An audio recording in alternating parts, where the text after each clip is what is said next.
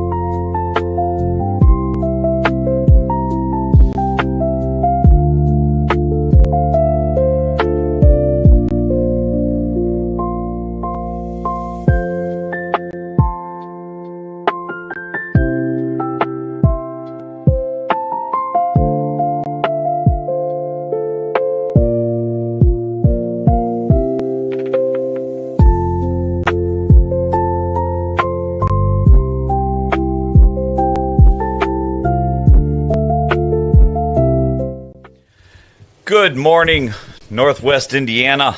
This is Region Rundown with Bob and Brent on WJOB 1230 AM 104.7 FM. On the YouTubes here in rustic Hammond, Indiana, we've got I'm going to manifest that we've got a great show for you today. All sorts of local news. Going to try to catch up on what's going on with BP, what's going on with NIPSCO.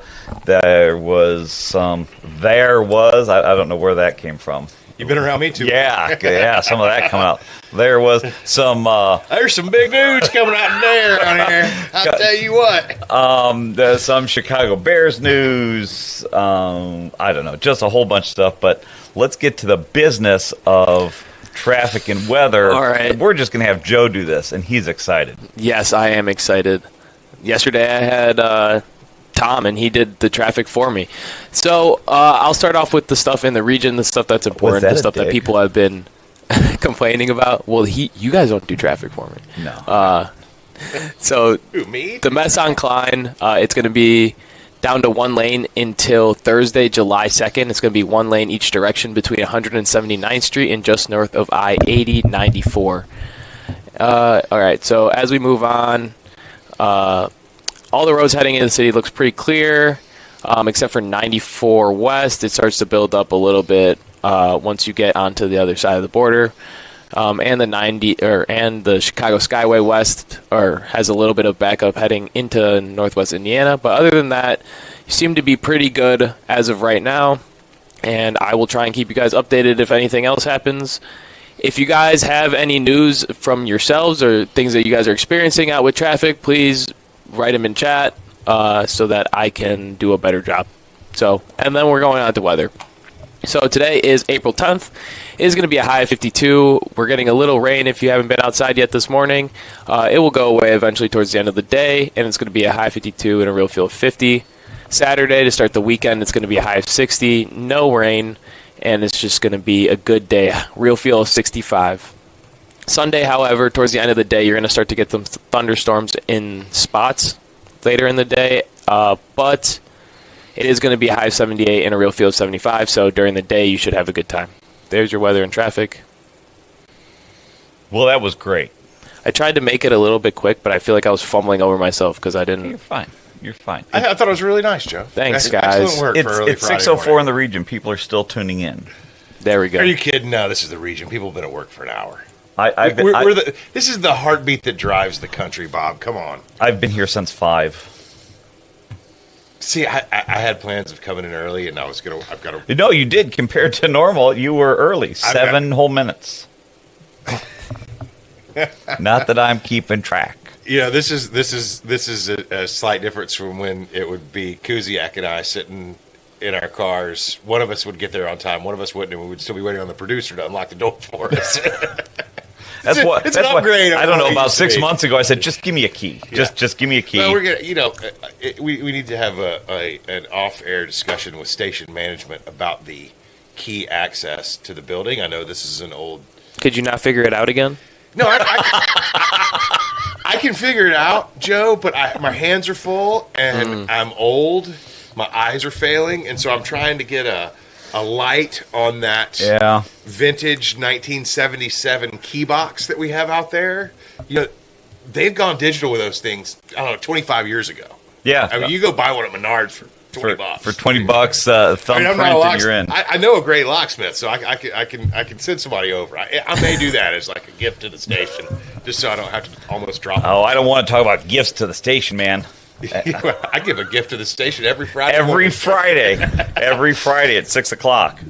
So, Eric Schultz coming in. Eric Schultz coming in 7:30. He is the president of the BP local that's been locked out. 7-1. Be sure to tune in then. He's going to give us an update. We're going to talk about a few things. We both know him outside of the news of the day, so it'll be nice to have him in. He and I worked together on we were both on the Dyer Town Council for a while together. And he's been a regular customer of mine for 10 years. He's a friend. Yeah. So he's. I was friends with Eric before he was in the news every day. So. Yeah. So, and he really, I get it. There's a phone call. I see you waving. Wow, they're already lighting us up? Yeah, they are. We haven't even said anything controversial yet. 6:07. Look, see, my light was still on in my pocket. So we had one thing with Eric is, now he's got, my wife admitted, she goes, wow, he's really sporting the union look. And I remember when he was all, clean shaven. Yeah, and now he's, I saw him actually last Friday after the show, and I went out there to VP. If he's listening right now, there's this massive, heavy thing in the region of being locked out. People struggle and strive between, David and Goliath, union, big corporations. And we're like, what about Eric's beard? sorry, Eric. I've been reading I'm Irish, and I've been reading a book about the troubles and the protests in the Mays prison with the IRA prisoners. Yeah. They call it the dirty protests or the blanket protests, but they, no one shaved. They're all, and I walked in, I was like, is that Eric over there? Is that Eric? I'm going to send him a text, make sure he knows where to go. Go. What's the big stories this morning, Bob? What's going on around the region today? The big one that I want to talk about locally that's impacting a few things is the suspension of the gas tax and whether or not that's actually going to do anything. Well, but the war's over. Everything is settled, and it's all good now, right? I thought that's what I was told. Yeah, I mean, several times over. Here we go. On the screen, mission accomplished. There you go. We've been told that half a dozen times, which really, I have been told this. I've been fed this line of bull from the government, Republican, Democrat, doesn't matter who's in there, for the last 25 years. This has been my life. As soon as I got into college, it was mission accomplished. And so it's been 25, 30 years of no new wars, but my gosh, we're spending trillions and we're losing our folks over there, and I have yet to find a way where we're better off.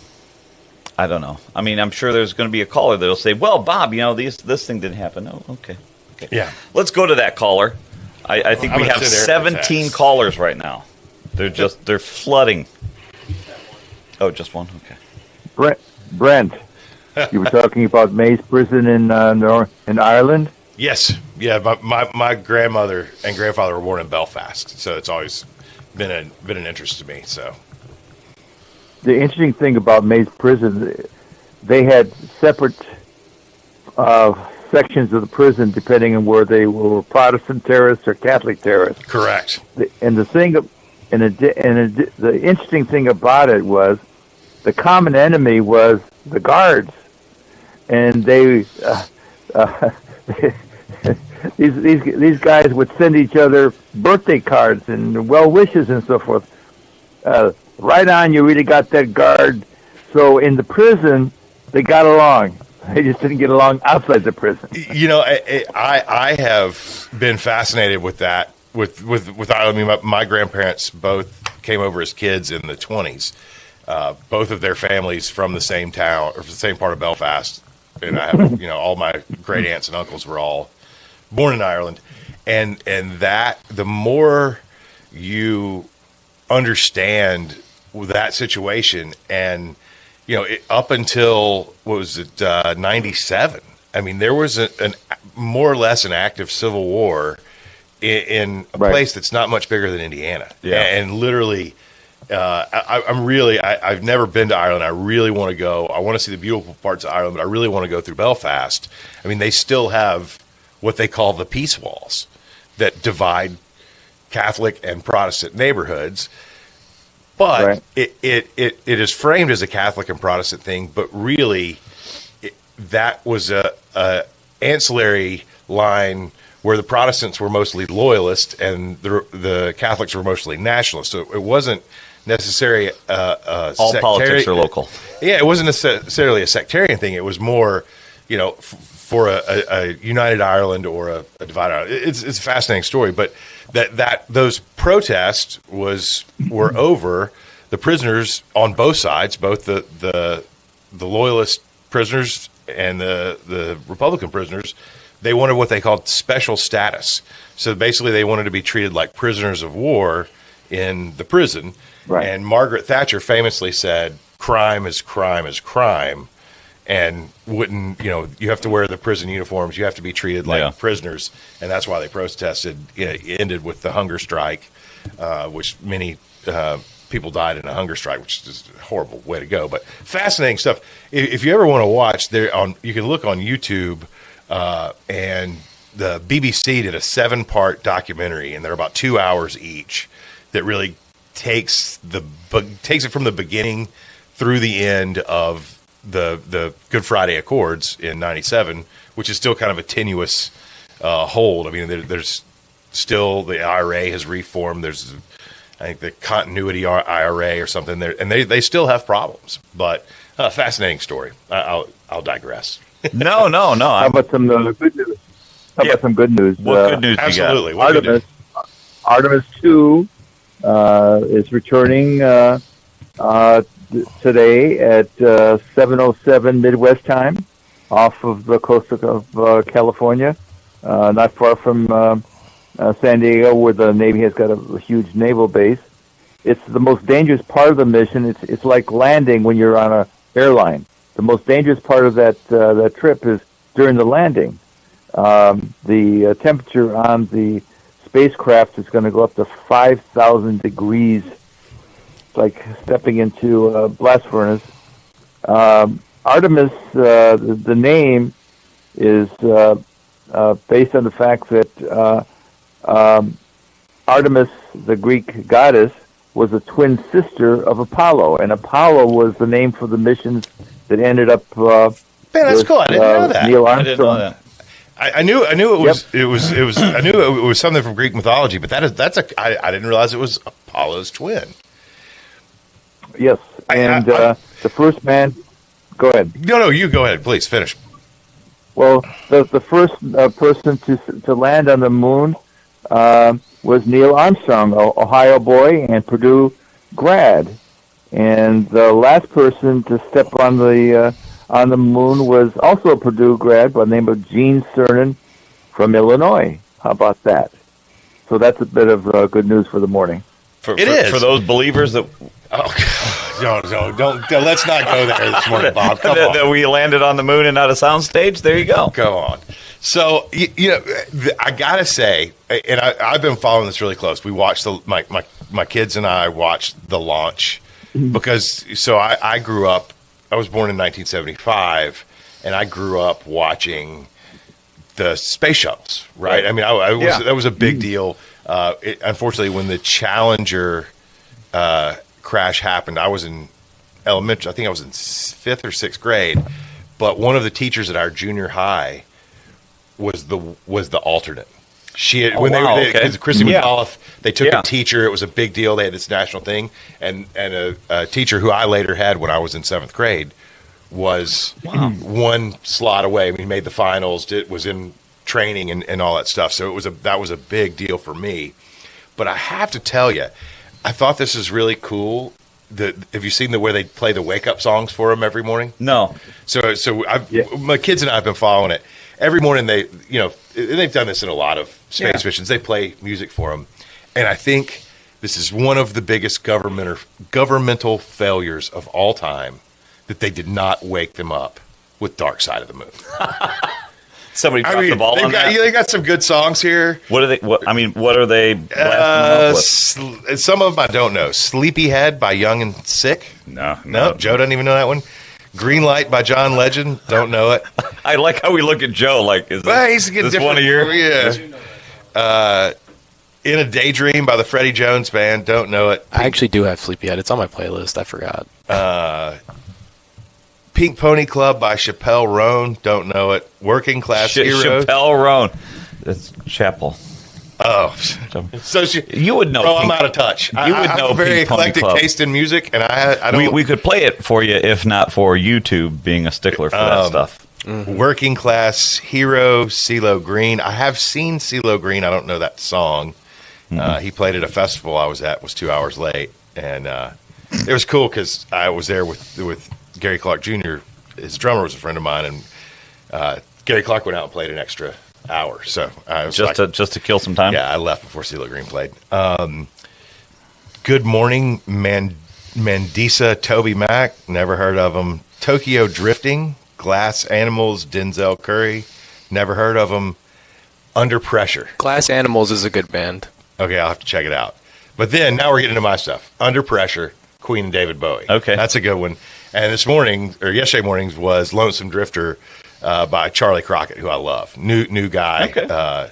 Charlie Crockett. I saw him when he was very small back in Austin, but a Texas guy, kind of traditional country, but not really. I mean, he's very, very cool. I mean, maybe in the vein of like a Sturgill Simpson or not. It's country you're not going to hear on the radio. No, you're not. But I was like, how do you not play "Dark Side of the Moon"? Well, now my thing is I've got "Pink Pony Club" stuck in my head. Is that? Ugh. It just sounds like a bad song to me. But again, I don't like music that most people catchy. Like. I like people who can play instruments, not computers. Oh, okay. That's one of my things. But we can talk music all day long.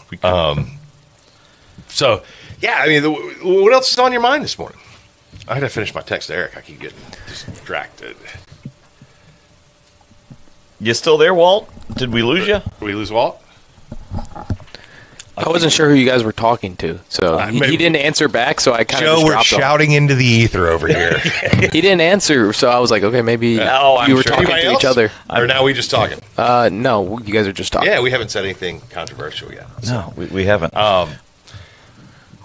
So biggest news is still the strikes. Obviously, we're now out of the war, which is a good thing in Iran, but we might not be out. Israel doesn't know we're out, and Iran doesn't know we're out because they're still bombing each other. And yeah, evidently. And I think what I see, Lebanon took some hits, maybe.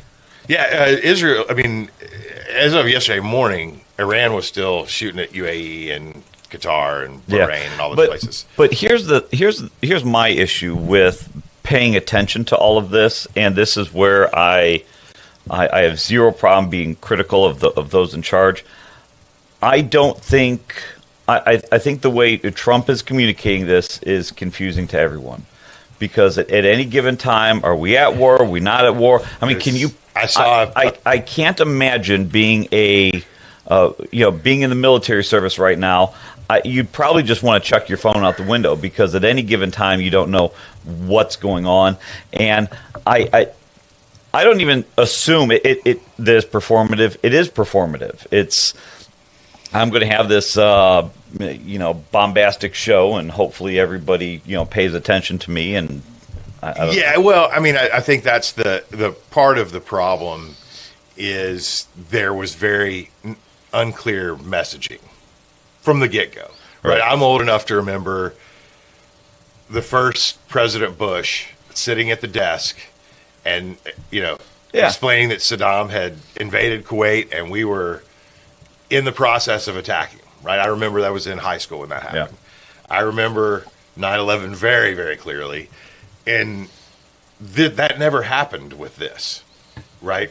Was it was nuclear, and then it was they can't have missiles, and then it was, I thought at first it was because the people were uprising against I'm also old enough to remember the hostages in Iran back in 79 when Reagan was inaugurated. But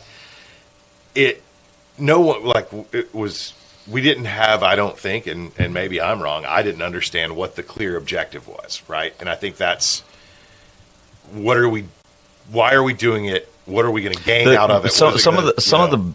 I've made, no issue of saying this, getting most of my news through whatever is viral at the time, and then I go investigate it.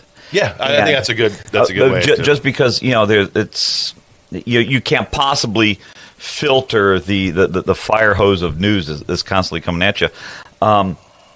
But one of the best memes that I saw recently, or reels, whatever you want to call it, is we have to celebrate the opening of the Strait of Hormuz that was open before we went to war with Iran. So we have to celebrate a conclusion from something that we started, and now it's like this big thing. That look how amazing we are at negotiating this. The president said yesterday, now it's going to be a joint venture, and we're going to get paid for the tolls. Yeah, that's what he said. I mean, he said that. And I saw it. They were demanding that some of those tolls, quote unquote, and not the ones on 65 and 8094 that you're going to have to deal with shortly. Wait. Could we bomb over that? Can we bomb? Yeah. Oh, jeez.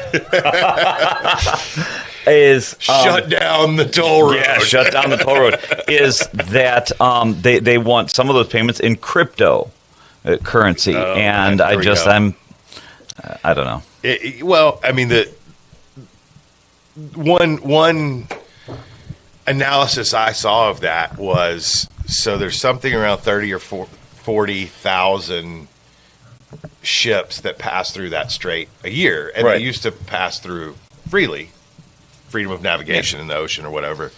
And this has always been a problem. They've shut it down. I remember they shut it down once or twice before, back in some other war, but only for a few days.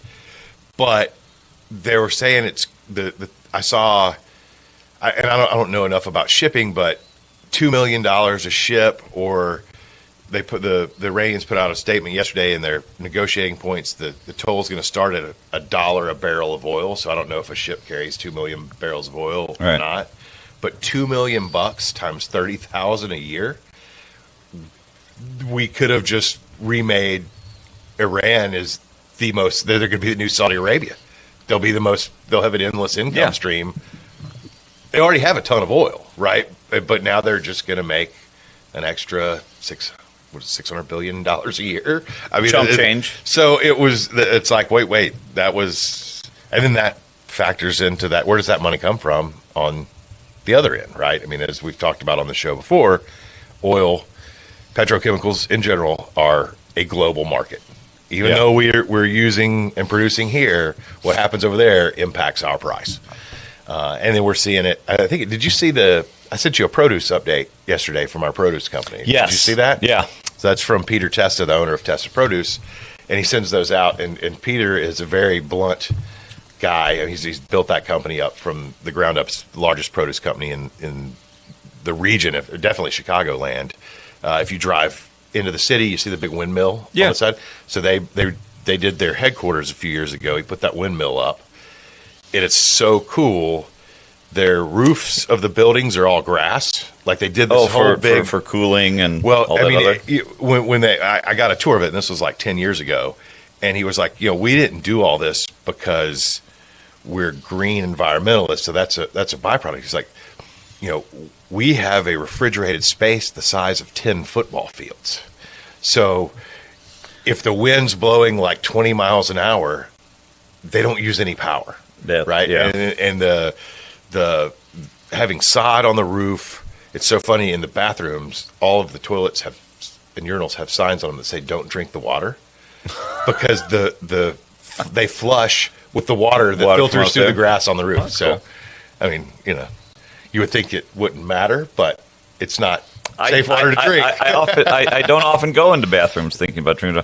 Joe, you were gesticulating wildly. Was that a caller? No. Hey, guys, 219-845-1100. Just listening to me pontificate over here. Yeah, about drinking toilet water.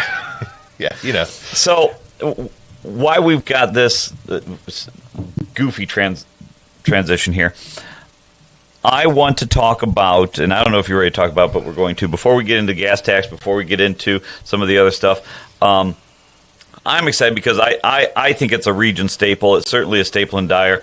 We're celebrating 10 years of docks. it is. Thank you for bringing that up. Today is our 10th anniversary, and it happened to fall on the April 10th, 10 on 10. It's been an amazing ride. I'm going to get sentimental, but, a whole lot of restaurants don't make it past the first year. To be there for 10 years is a pretty amazing thing. I was showing you. I made a Facebook post. It's held up. For the new Facebook thing. I hate Facebook now. Yeah. But that'll be out. But we're doing a bunch of specials all day today. 10 wings for $10. I took it back to our original price on the pork sandwich, so you get a pork sandwich inside for $10, which is what it was. So you're losing on that one. I am probably. Please come in and drink a beer.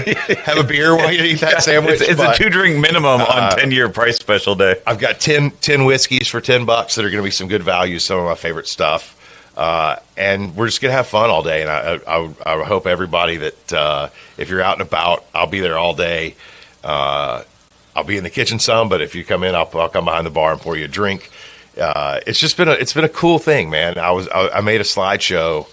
And hopefully I get it posted if Facebook lets me slide it through. But, I started out and I was going to put pictures of food and stuff, and I ended up not putting any pictures of any food because the food is the food. It's the people that have made us successful for 10 years. And so fortunately, a lot of them have me in them because that's the pictures I have. But I have pictures with all kinds of guests. I mean, it was really cool looking back on it. I mean, We've fed multiple NFL Hall of Famers. We've fed the governor, the lieutenant governor, congressman, right? All kinds of local dignitaries. Oh, thank you very much. We probably 4 or 5 Grammy-winning artists have come in. It's when you look back on that going back through my photos. My daughter was born a month before we opened. That was something seeing that picture. Yeah, I have a picture of her. There's another one of the day they installed our taps. Was one of the first days because I was there. I mean, there's the first picture in the slideshow is one wall up on the building. Yeah. And to look at where we've come, I did some back of the napkin math, but we've served in those 10 years around 2 million pounds of brisket. Wow. I can't remember, it was 900,000 slabs of ribs. But the thing is the people, right? I mean, it's the people that have done it. There's a lot of pictures from the festivals. And I just look back on, I've had a long career in the restaurant business, but this 10 years has been the most impactful and special part of my life. And it's because of all the people I've met and the people that have worked for me and the people that are customers. And many of them are my friends now. It's just been a really cool thing. And it's, well, and some I thought about it, but it didn't really, until I really started working on these posts. It's hard to remember. Yeah, everything. I mean, it's hard work. You get lost in it, right? I mean, it feels like. And so 20 years. we have been for 10 years. We have been regular customers, but I wouldn't say that we really even met or knew each other until through COVID. I mean, we've been going there forever because I live 3 minutes down the road, and. Well, that's another thing. Like it makes me happy and sad. But I was going through all the pictures and all the pictures of the COVID stuff, the stuff we did. I put some pictures. I use and I don't know if you know this, but oftentimes when I talk about, I always say that because I'm Captain King Dyer, whatever you want to call it. I always say Dyer I think is one of the success stories from COVID in that we came out of it with cash on hand. We didn't have to send anyone home. We were able to maintain services. We were able to do this. But I often say that Doc's is one of those success stories from COVID. The way you had to pivot, and this isn't blowing smoke, Brent's way. But you had mentioned going into the restaurant business, there's got to be some goofy percentage out there that 90% fail in the first 2 years or whatever it is, and to see that Doc's really started as a staple in Dyer, and to you don't continue through without support of the community either. Oh no, absolutely, and that's one of those things. It's like we didn't know what was going on, right? I had to, in one day, I got in my car, drove into the city, met my vice president of operations at the train, which was desolate. He had ridden the train down from Milwaukee, and we started in Dyer, drove back, met with his staff, went from Dyer to Mokina to Madison and ended in Milwaukee and had to lay everybody off. And that was when we shut down for 2 weeks, when everything was shut down. And I kind of figured that was what was coming. And business had already just fallen off a cliff. And we had to make that decision. And we set up a helpline with our HR to get everybody on unemployment. And we're like, listen, we're going to help you with this. And we want to come back.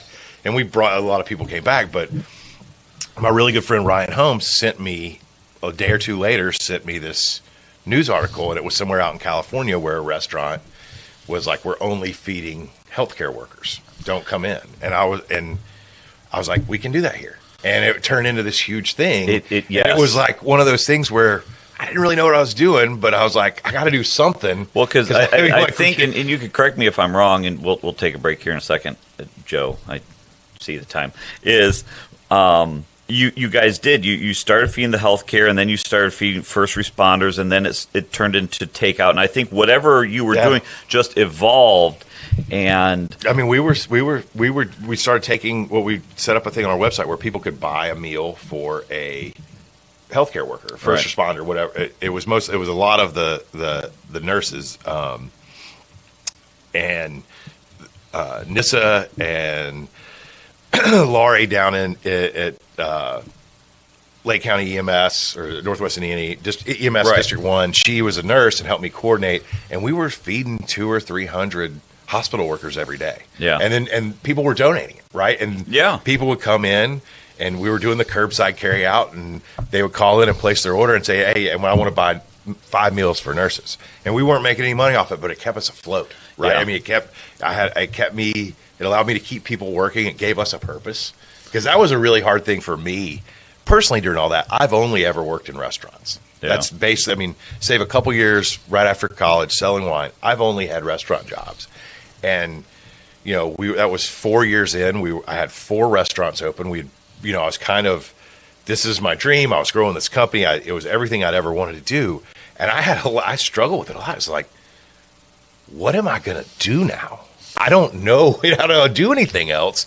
And it was so unknown at the time, right? Yeah. I mean, whatever it looks like now, back then, we're watching the news every morning and seeing counts going up, and people are arguing about, do you have to wear a mask? But the reality was the restaurant business changed forever then. And it was, I got lucky, I mean, we made some decisions that worked out for us, and I think it grew our bond with the community that way, right? It certainly did. It was good for us, and it was good for the community as well. So it's been a fun 10 years. We're going to take a quick break here. It is 6:34 in the region. You're listening to WJOB 1230 AM 104.7 FM in Rustic, Hammond, Indiana. We'll be back in a minute.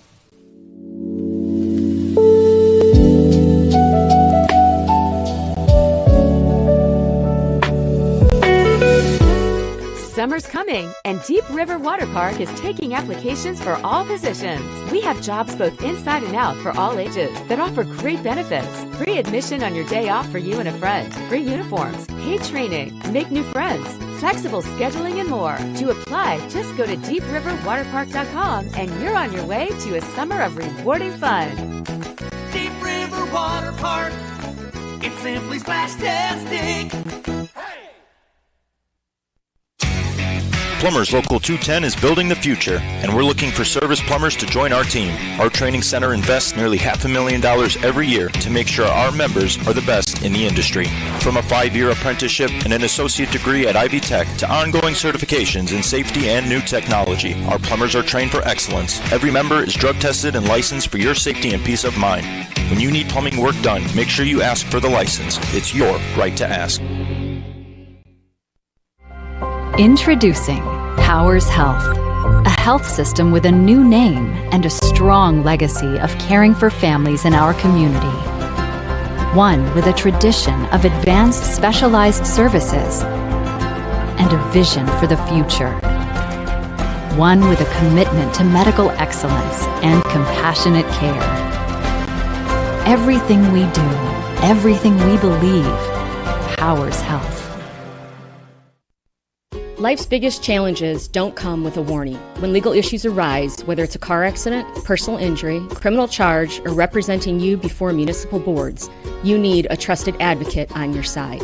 At Westland & Bennett, we listen first because your story matters. We provide strategic, personalized legal solutions to protect your rights, your freedom, and your future. Peace of mind starts with a conversation. Call 219-440-7550 today for a free consultation.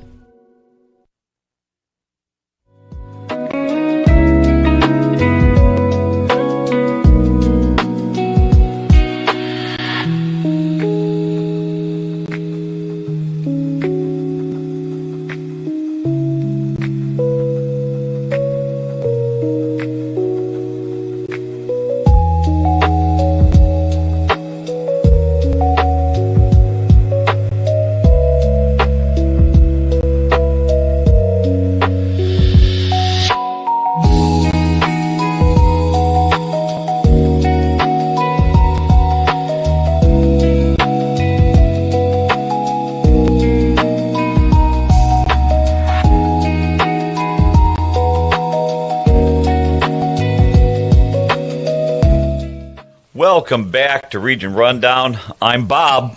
And I'm Brent. I don't know if that's going to be a thing or not. I was thinking about that this morning. I thought it's ridiculous, but it kind of works, I guess. I don't know. There's great alliteration there. There is. You are listening to WJOB 1230 AM 104.7 FM in Rustic, Hammond, Indiana. We're also on the YouTubes. Give us a call at 219-845-1100. Let's do traffic and weather, and then we'll talk to you. Call in. Joe, cool. How's the traffic? The traffic has gotten significantly worse since the last time we've spoken about it. Probably has something to do with the rain and people's inability to drive in it. But 94 West is pretty backed up going all the way into the city, as well as the Stevenson Expressway heading north. You're going to get a lot of traffic near Cicero. There is also an exit ramp closed on the Stevenson. Let's see what else. Let's zoom out a little bit. The Eisenhower heading east, you're going to get some... unless you're heading towards Rosemont, you're not really going to get a whole lot of that traffic. But if you are on the Eisenhower east, there's a little bit of backup. Other than that, it seems to be all right now for everything heading into the city. And then everything in the region, it's going to be the same old with the road construction that's going to be there until July. So that's your traffic. And then as for your weather, it's going, or you guys know about the rain already. It's been raining all morning. I'm sorry, I totally fumbled that one, but it's a high of 52 and a real feel of 50. You guys know about the traffic because you're in a car. Moving on to weather. If you're on 8094, it's raining on you, and man, it's a bummer right now. It is. All right, and then, so to start the weekend, the weather will finally stop. It's going to be, or the rain will finally stop. It'll be a high of 60 and a real feel of 65. Sunshine mixing with some clouds. Sunday, it's going to be mostly cloudy. It's going to be really warm, though, with a high of 78 and a real feel of 75. But later in the day, you're going to get some thunderstorms in spots. So be wary of that. But other than that, there's your traffic and weather. That was it. No, I just that awkward silence of just staring at you, waiting to see what else you got. So 219-845-1100. Give us a call. We've got Bears news, gas tax news, union lockout news, all sorts of topics that are really hitting the region hard. I want to first off, someone mentioned in the comments Liam spelling words. We'll get to that after 7. It was a short week for them. They've had nothing but short weeks. It was spring break, and then they had a couple days off for Easter break, but I don't think they called it Easter break. We called it Easter break, but anyways, he's dying to come back on and do the weather. I told him maybe when school's over. And you've got a, Yeah, my kids don't. I've offered it to them. They don't get up that early. Tell Liam to start learning traffic, please. Just teach him the numbers, not the names. Yeah, numbers. So, go ahead, Bob. I was going to say, and I don't even know, we haven't really spoken too much with the station management, we'll call them. We just kind of do what we want to do, and nobody said anything. So, sometime in, summer we'll bring Liam back in. He's certainly more eloquent than the rest of us. So, getting back to some local news, there's a couple of things. I know we mentioned it earlier. So, the governor is temporarily suspending the gas tax, so that is a done deal. Yeah, 30-day gas tax. I will say one thing that's interesting about that is my understanding is that the individual station operators are not required to pass that along to the customers. So they can still collect the tax from you. Interesting. Yeah, just a little nugget there. But it is, I think, 17.1 cents, whatever it is. 7%. They suspended it for 30 days. Attorney General Todd Rokita, Munster native, is also investigating. He's actively monitoring prices, and they are going to ensure that motorists get the full benefit from the temporary suspension of Indiana sales tax. So, basically, I don't, like you said, it's basically not required, but we're going to use the threat of we're watching you. And and I would imagine, as soon as, again, you look at Route 30, we've got 47 Speedway stations.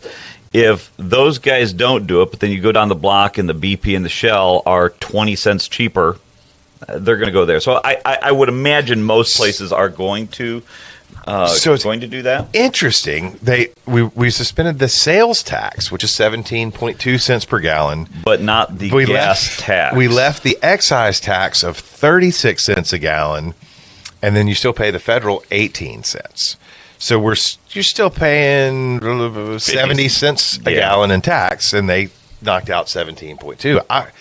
I would question why don't we do the whole 36? I mean, the governor can't affect the federal tax, which you would think the federal government might want to try to remove. If any of our local state senators or representatives would like to call in and tell us why that you guys haven't done that, and not hey, it's election season, we'll do it in 30 days, but.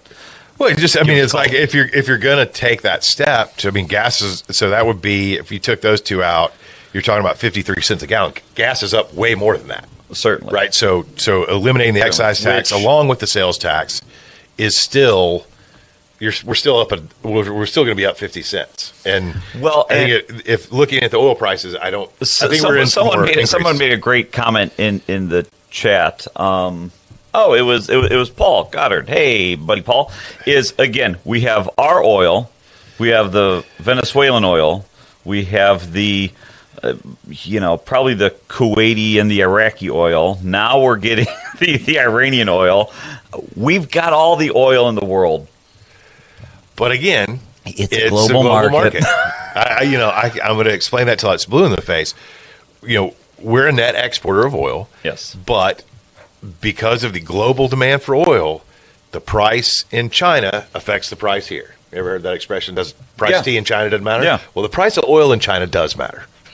So, unfortunately, that's the way the oil market works. And, it's one of the reasons that the Middle East has always been a troublesome spot is going back to the Bible. Well, no, sure, it's been. Oh, here, I've got a graphic for millennia. I've got a graphic for this. That's why Mesopotamia. I'm liking the graphics, Bob. But that's the reality is for 2,000 years, there's never been peace in the Middle East, and there never will be. There's just too many differences of opinion over there. But if you go back to the late 70s when we had the gas crisis, which was, I was born, but I don't remember it. But I think it was like 77 when there was no gas to buy. People was rationed and fuel lines, and that was when OPEC really put the screws to us and President Carter, right? That was what. And I'm not knowledgeable enough to explain that whole. Walt. But that was since then we have tread lightly and tried to keep everyone in the Middle East happy because it used to we depended on them more for oil, but whenever there's a big war or something happens over there, it affects us over here, whether we're involved in it or not. And now in the sense that we're involved in it, and it's that Strait of Hormuz, which is where all of the oil that doesn't come from the United States, or I think it was 20% of the global oil passes through there every year or something. It's a big thing. It's not going to change. They gotta this. I know the oil price went down. I believe it was back up yesterday. It was up over 100 again. Which is last week people were saying it could go to 200, which would have been catastrophic. There is this number isn't counting for inflation, but whatever the price per barrel is at the pump when you're paying, this was maybe 5-6 years ago, the 250 to 260 a gallon was really a sweet spot. At the end of you've got the price per barrel, you've got all that refining.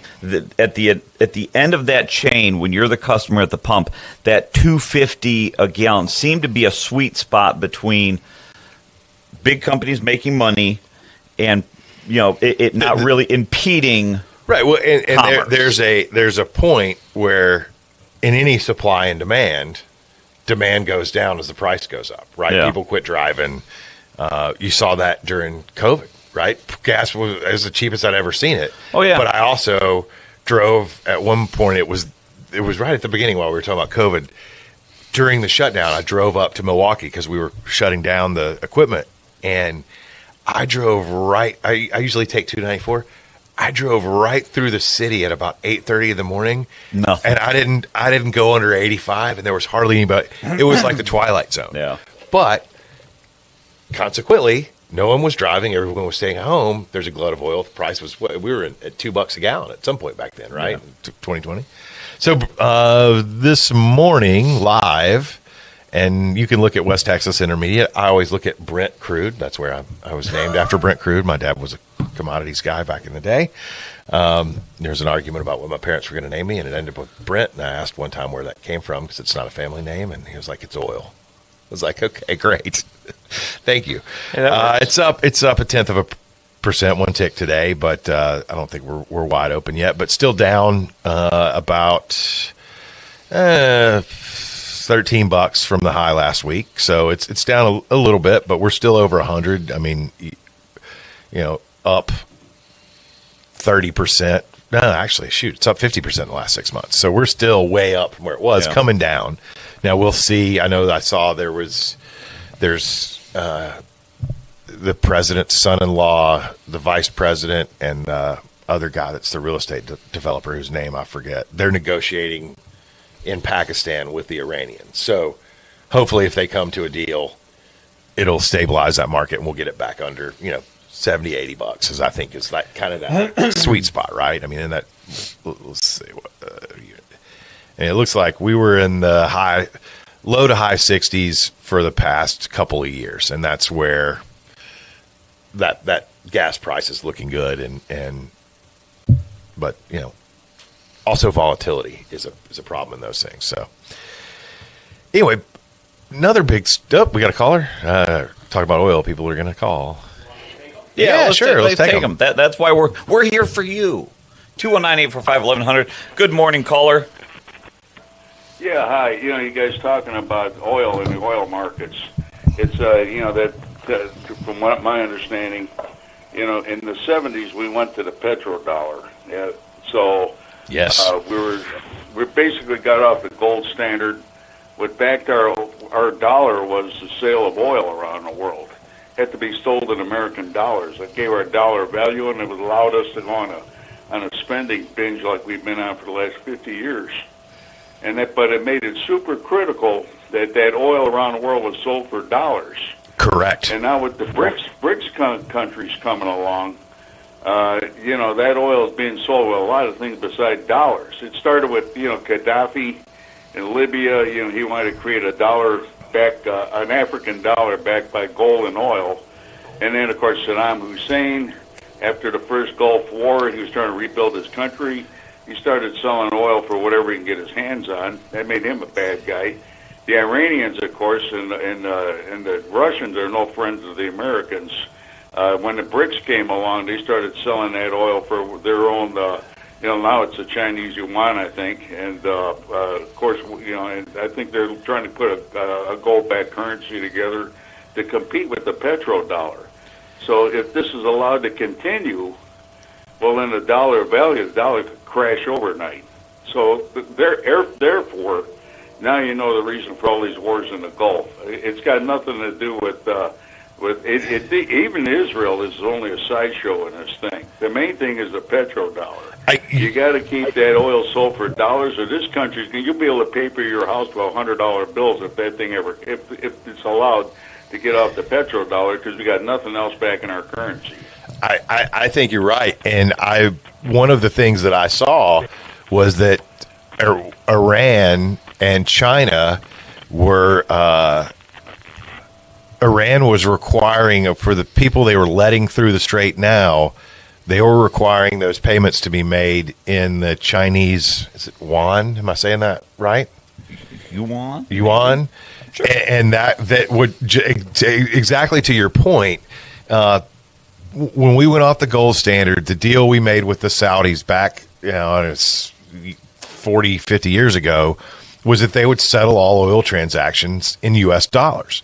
And so that kept U.S. dollars moving around the globe. It has made it the world's reserve currency, right? It adds value, and I think there is a general. I mean, there's a real fear that if that is now replaced by the Chinese dollar, the yuan, I'm not sure how to say it, that will devalue our dollar significantly, because other countries won't need our dollars to pay for their oil, because, as I said, it's a global market. Everybody has to buy oil. Right. And all of those oil transactions are settled in dollars. And there's, I am not informed enough to speak on how that currency market, if you look at currency trading is an incredibly interesting thing to me. But the way people have to, you think of guys speculating on currency, but really that market is driven by countries trading currency to settle payments, global commerce, right? I have zero doubt that we would most likely go to war to preserve the U.S. dollar, because we don't have much choice. This war that we're in right now is pushing it toward. I mean, that's the Iranians, like you said. They're going to settle these payments in crypto, which is how does that benefit? Right, it has to stay the dollar. Crypto may be the thing of the future, but if we end up with just crypto and no value in the dollar, how does that differentiate our economy from anybody else's in terms of? It like I say, it'll destroy our dollar, and that to me, that's what's going on with Trump in the Middle East. He sounds like a lunatic. What's going on here? And the only thing makes any sense, and Trump's not a stupid man. The only thing makes any sense is it's a death battle between the BRICS and the West and the petrodollar. Trump can't come out and tell these American kids that they're going off to war to fight and die for the American dollar. So you got to trump something up. This whole thing with Iranians, with the nukes and this and that, is Trump's own the National Defense Agency under Tulsi Gabbard has told him that the Iranians have not been actively working on a bomb since 2002. Yeah, they got enriched uranium but they don't want to give it up because after Gaddafi gave his up, you saw what happened to him. But at the same time, this whole thing's about oil. You can go all the way back to World War I.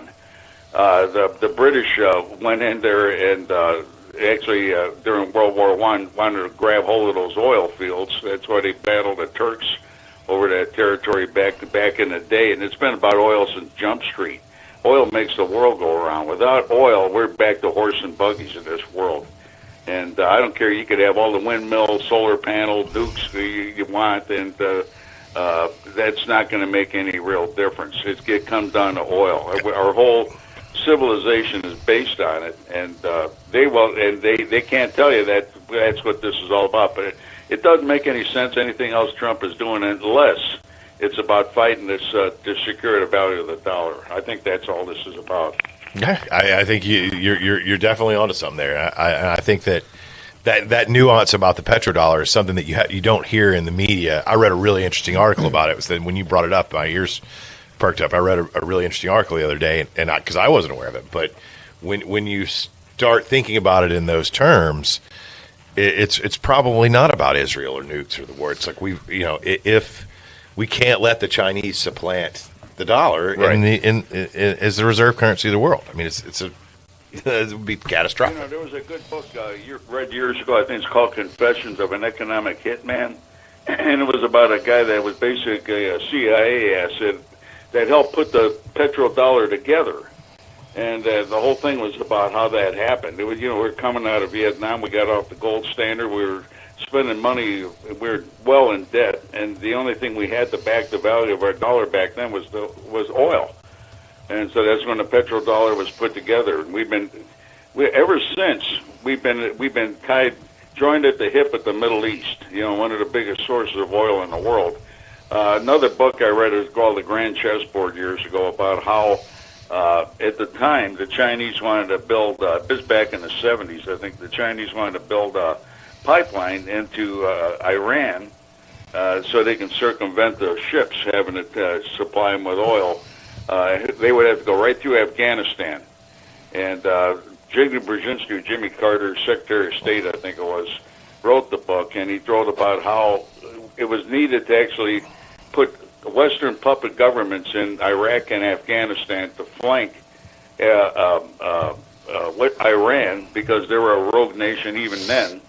Once the Shah started, fell back in the late 70s, that we needed to actually protect that petrodollar, and we need to have that choke point in Straits of Hormuz so that the West could hopefully manipulate to actually keep this oil supply going and not allow the Chinese to be able to get around that. So, therefore, guess what happened? 9/11, and we occupied Afghanistan for, 20-some years, and in that whole time, that pipeline was not allowed. Did not happen. Now that we pulled out of Afghanistan, I'd be willing to bet those Chinese can't build that thing fast enough in Iran. But anyway. I just looked up that book, the Economic Hitman. I'm going to add that to my list. I'm going to read that one. It looks really interesting. Yeah.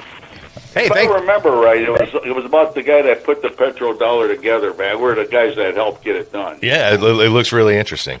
Hey, thanks for your call. Have a great weekend. We got anybody else on, Joe? We've got a couple. We're going to take a break. It's almost top of the hour here. It is 6:58 in the region.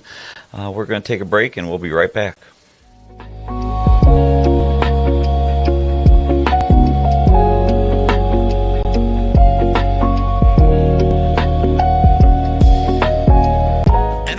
Roofing offers roof replacements, repairs, and new construction. Certainteed Shingle Master certified, our goal is to treat every customer and project with respect, courtesy, and honesty. Serving Northwest Indiana for over 63 years, contact us for a free roof replacement estimate at 219-365-8879. Mention this ad and receive a free upgrade to Certainteed Pro Shingles. And in Egenberg Roofing, 219-365-8879. Indiana wants me.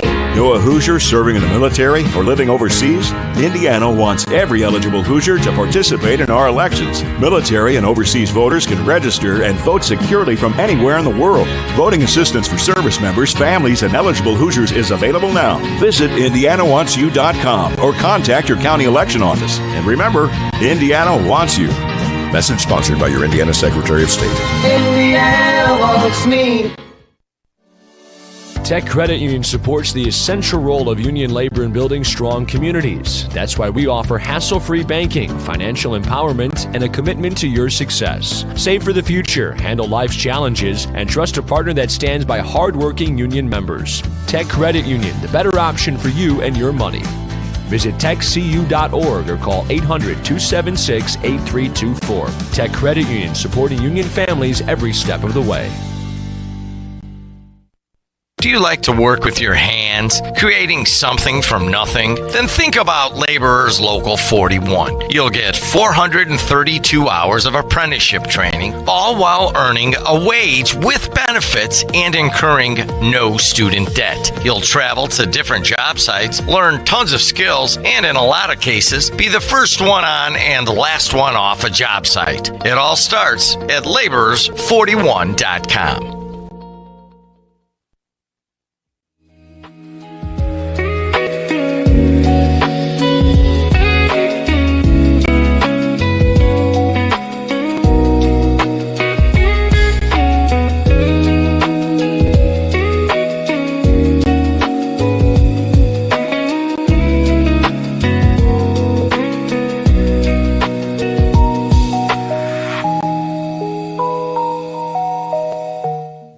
Welcome back. This is Region Rundown. I'm Bob. And I'm Brent. And you are listening to WJOB 1230 AM, 104.7 FM on the YouTubes here in rustic Hammond, Indiana. We're going to go straight to traffic and weather, and then we're going to get right to the calls because I know we've got a few of you on hold. Yep, we're going to try and make this quick but effective. Traffic is really building up everywhere in the area. We're going to start off with Klein. Obviously, we're still going to have the road construction. Oh, my gosh, Chad. Would you like to do the traffic? No, he doesn't. Focus. All right. Klein Avenue North. You're going to have the road construction, bringing it down to one lane going each way until the beginning of July. Other than that, heading into the city, we got 94 West is going to be backed up pretty much all the way through into the city. You're going to have a slow ramp inbound from the Dan Ryan heading into the Stephenson Expressway, where you're also going to get more traffic heading north as well as south. And then the Eisenhower Expressway heading east and west also going to have a lot of traffic. And you're going to get it all the way pretty much going up into O'Hare on 94 West as well. So that's your traffic for right now. It's looking pretty bad, so get out there early. And then on to the weather. It's Friday, and it's going to be raining. It's raining. I think it's still raining. I'm telling you, I'm going to find this. We're going to play. There's a comedian named Louis Grizzard. He passed away years ago. He was a humorist. He was a columnist for the Atlanta Journal, sports guy, turned into a humorist. He does this bit. And he's very family friendly. I used to listen to it with my grandparents. They loved him. Yeah. But he does this bit about a weather dog. And then this radio station, the television station in Georgia has a weather dog. Yep. You send him out, comes back wet, it's raining. Comes back dry. That's doesn't come back as windy. But he does it really good. We're gonna find that and play it. Okay, so I'm being compared to a dog, but anyways. No, Louis Crissard is a very famous author. It's a and very humorist. famous dog. Yeah, very famous. And then as for the weekend, Saturday is going to be much nicer. It's going to be a high of 60 and a real feel of 65 with a lot of sunshine mixed in with some clouds. And then to end out the weekend, it's going to be even warmer with a high of 78 and a real feel of 75. But as the day gets later, thunderstorms will start to come out later in the afternoon, so keep an eye out for that. That's your traffic and weather. And one of the guys dropped, but we still have one caller, so we'll go straight there. Good morning, caller. You are on the air. Good morning. Welcome, Dork Brothers. How you guys doing today? Fantastic. Dork Brothers, you got to redo the graphic, Bob. Yeah. Give me What's up, 5 minutes. I'll redo it. Explain to me why I'm wrong about the global oil market, because I know that's coming. Oh, I know. Not enough time in the day, but my first Not enough question time is, in the day to explain why I'm right and you're wrong. Yeah, sure you are, Governor Pritzker. I want to know how many times has Joe fallen off the chair today? None. But the day stayed is upright. young. Yeah, The day we is still young. got a couple hours to go. All right, so you must have that Governor Pritzker chair that's got like an 8-foot wide base, reinforced with like tungsten steel, right? Yeah, we It's got, like, a upgraded since that gyroscope incident. on it. What's on your there mind, we buddy? go. You know, out at the hangar, we have a chair for a special person that has a seat belt in it. So if you can buckle in, and there's a seat belt off a plane, so you sit in the chair like this, but you can buckle yourself in. That's a story I can't tell on the air. Go ahead, Mac. What's on your mind, buddy? Is that for Kuziak when he goes binging? You guys got to strap him in there? No, not for So it doesn't Kuziak. fall out? Not for Kuziak. Yeah. Well, my first and most important question is, are the wings half price today for the special? Not exactly. So they're 10 for 10. So it's right around half price. We're not doing them all, but because it's the 10th anniversary, 10 wings for $10, $1 wing. Oh, because what is it normally? 20 wings for $37, right? I think that's right. I don't know off the top of my head. I know 10 for 10 is a deal. Trust me. that's cheaper than they were when we. Yeah. Yeah, we use the biggest jumbo wings, and how much do you think a 40-pound case of wings costs, Mac? Just out of curiosity, that's 6 to 8 per pound. 40 pounds. But yeah, we buy stuff in cases. 40-pound box of wing that you guys buy? Yeah. What do you think that costs? I'd say they run anywhere from like $3 a pound to $5 a pound out at the store. So 40-pound that you get, I'd say should cost maybe $120. They're about $80, but that's about. Oh well, then Jesus, they ought to be like 50 cents each. Come on. Well, he's got an oil company to run here. Yeah, but that's what it. Then I got to cook them. I've got to rub them. It's a lot more than that. And then we have to deal with the wings. When I opened, they were about $30 for a 40-pound case, and now they're 80. So 40 pounds. Okay, so I'm just curious here. 40 pounds cost $80. It used to be 30. Yeah, 10 years ago it was about 30. And off the top of your head, how many wings in a box of 40 pounds? We use jumbos. It's hard to count, but it's on average 6 to 8 per pound. So say 7. Call it 7, and that's a generally good number. So are these chickens on the same steroid program as like Barry Bonds? Because those are Whoppers, man. I got. Yeah, but I we don't care. We pay more for them because we use only jumbos, right? If you go to a lot of national wing places, you're getting a small or a medium, and because of the way we do them, smoking them, it's got to have more meat on the bone. Plus, just as a personal preference, I hate eating wings where you eat like 50 wings and you're still hungry, right? There's no meat on them. So we use. Have you ever had the little small ones? Joe's looking at me like I'm crazy. No, I've just never had 50 wings and still been hungry. Amateur. Yeah, come on, buddy. Yeah, you end up with a gigantic pile of bones that looks like a squirrel going through 40 pounds of nuts. When I was in shells that's left. When I was in college, I used to go to a bar called Champs, and they every Tuesday was 10-cent wing and 10-cent beer night. But the wings were, the little guys, like the first joint of your thumb. you know. But if you ate 100 of them, you were good. My dad taught me the traditional way with not the drumsticks, the other one, the wings. The flats. Yeah, the flats when you just push down and you can just pull off all the meat at once. That's why I like. I don't do drumsticks. You're an all flat guy. I'm an all flat guy. I like flats. People that do that, like we get these orders. We had to start charging extra, right, for all flats because I didn't know. I've been going there 10 years. I can do that. Yeah, you have to pay for it. Because I get... Look at me. Every wing has a flat and a drum. I can't buy just the flats. They would charge me extra. If everybody just buys the flats, what do I do with the drums? It's not like drumsticks are bad either, though. No, I like it. Well, I mean, so we smoke them, we cool them off, and we have them in a bin, and we just grab handfuls of them. You know, like we're grabbing 10 at a time or 8 at a time to cook. We don't, to stop and sort through them.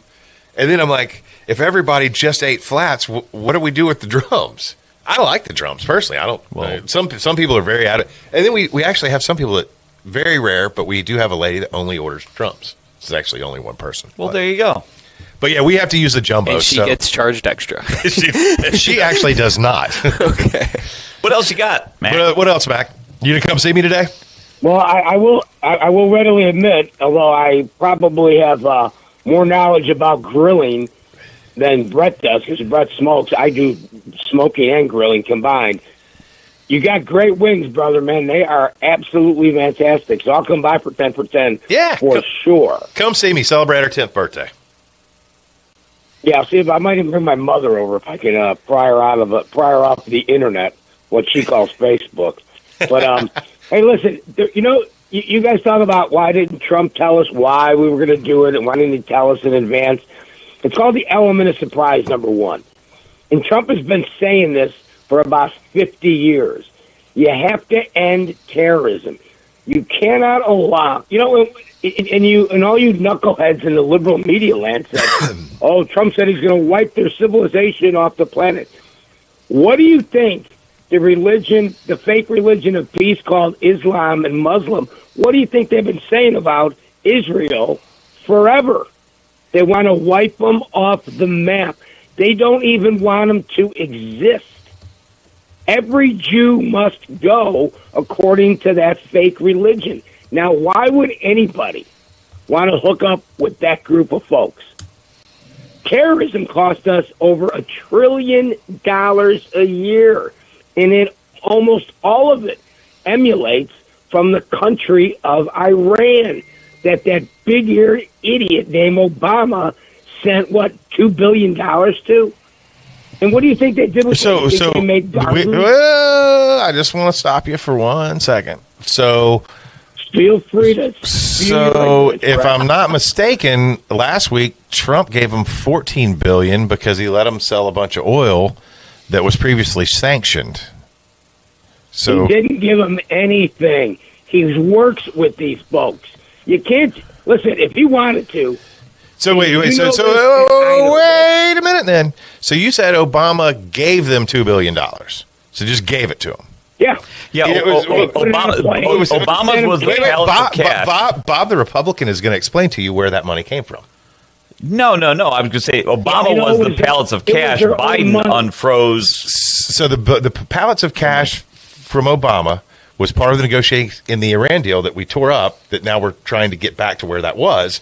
But that was from assets that we froze in 1979. Well, we had been sitting on their we froze when they took our hostages. We froze all their assets, and that money just sat there and accrued and earned interest.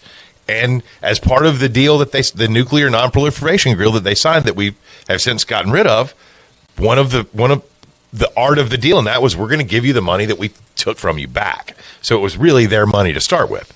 Now, what I was referring to was... They took our hostages, Brett. There's a price for that. Yeah. We have your assets, and we're not ever giving them back.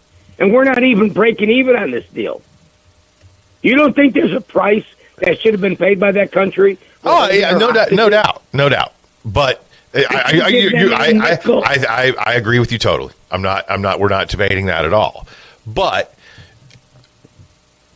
lifting the sanctions that have been on Iran since then, one of the most sanctioned countries in the world, in the 10-point peace plan that the president's the president himself tweeted out, we're going to lift all those sanctions. Are you okay with that? It's called making a deal. Do you want to starve the entire population of Iran, Brett? You got to give them something. I mean, I thought we were going to destroy them a couple days ago. So wait. So we're gonna. Whoa. Breaking news: Iran is 2 weeks away from building it. So wait a minute. You just said if we don't release the sanctions on Iran, we're going to starve their people. Do you know how long those sanctions have been in place? You're going to look it up real quick, but I'm think thinking they've 78. ever been enforced, Brett? The sanctions have, for the most part, regarding oil, they sneak it out all over the place. You have to work with these folks to an extent. You can't just now. If Trump wanted to, he could send troops in and take over the entire country. He has literally destroyed everything they have in terms of defense.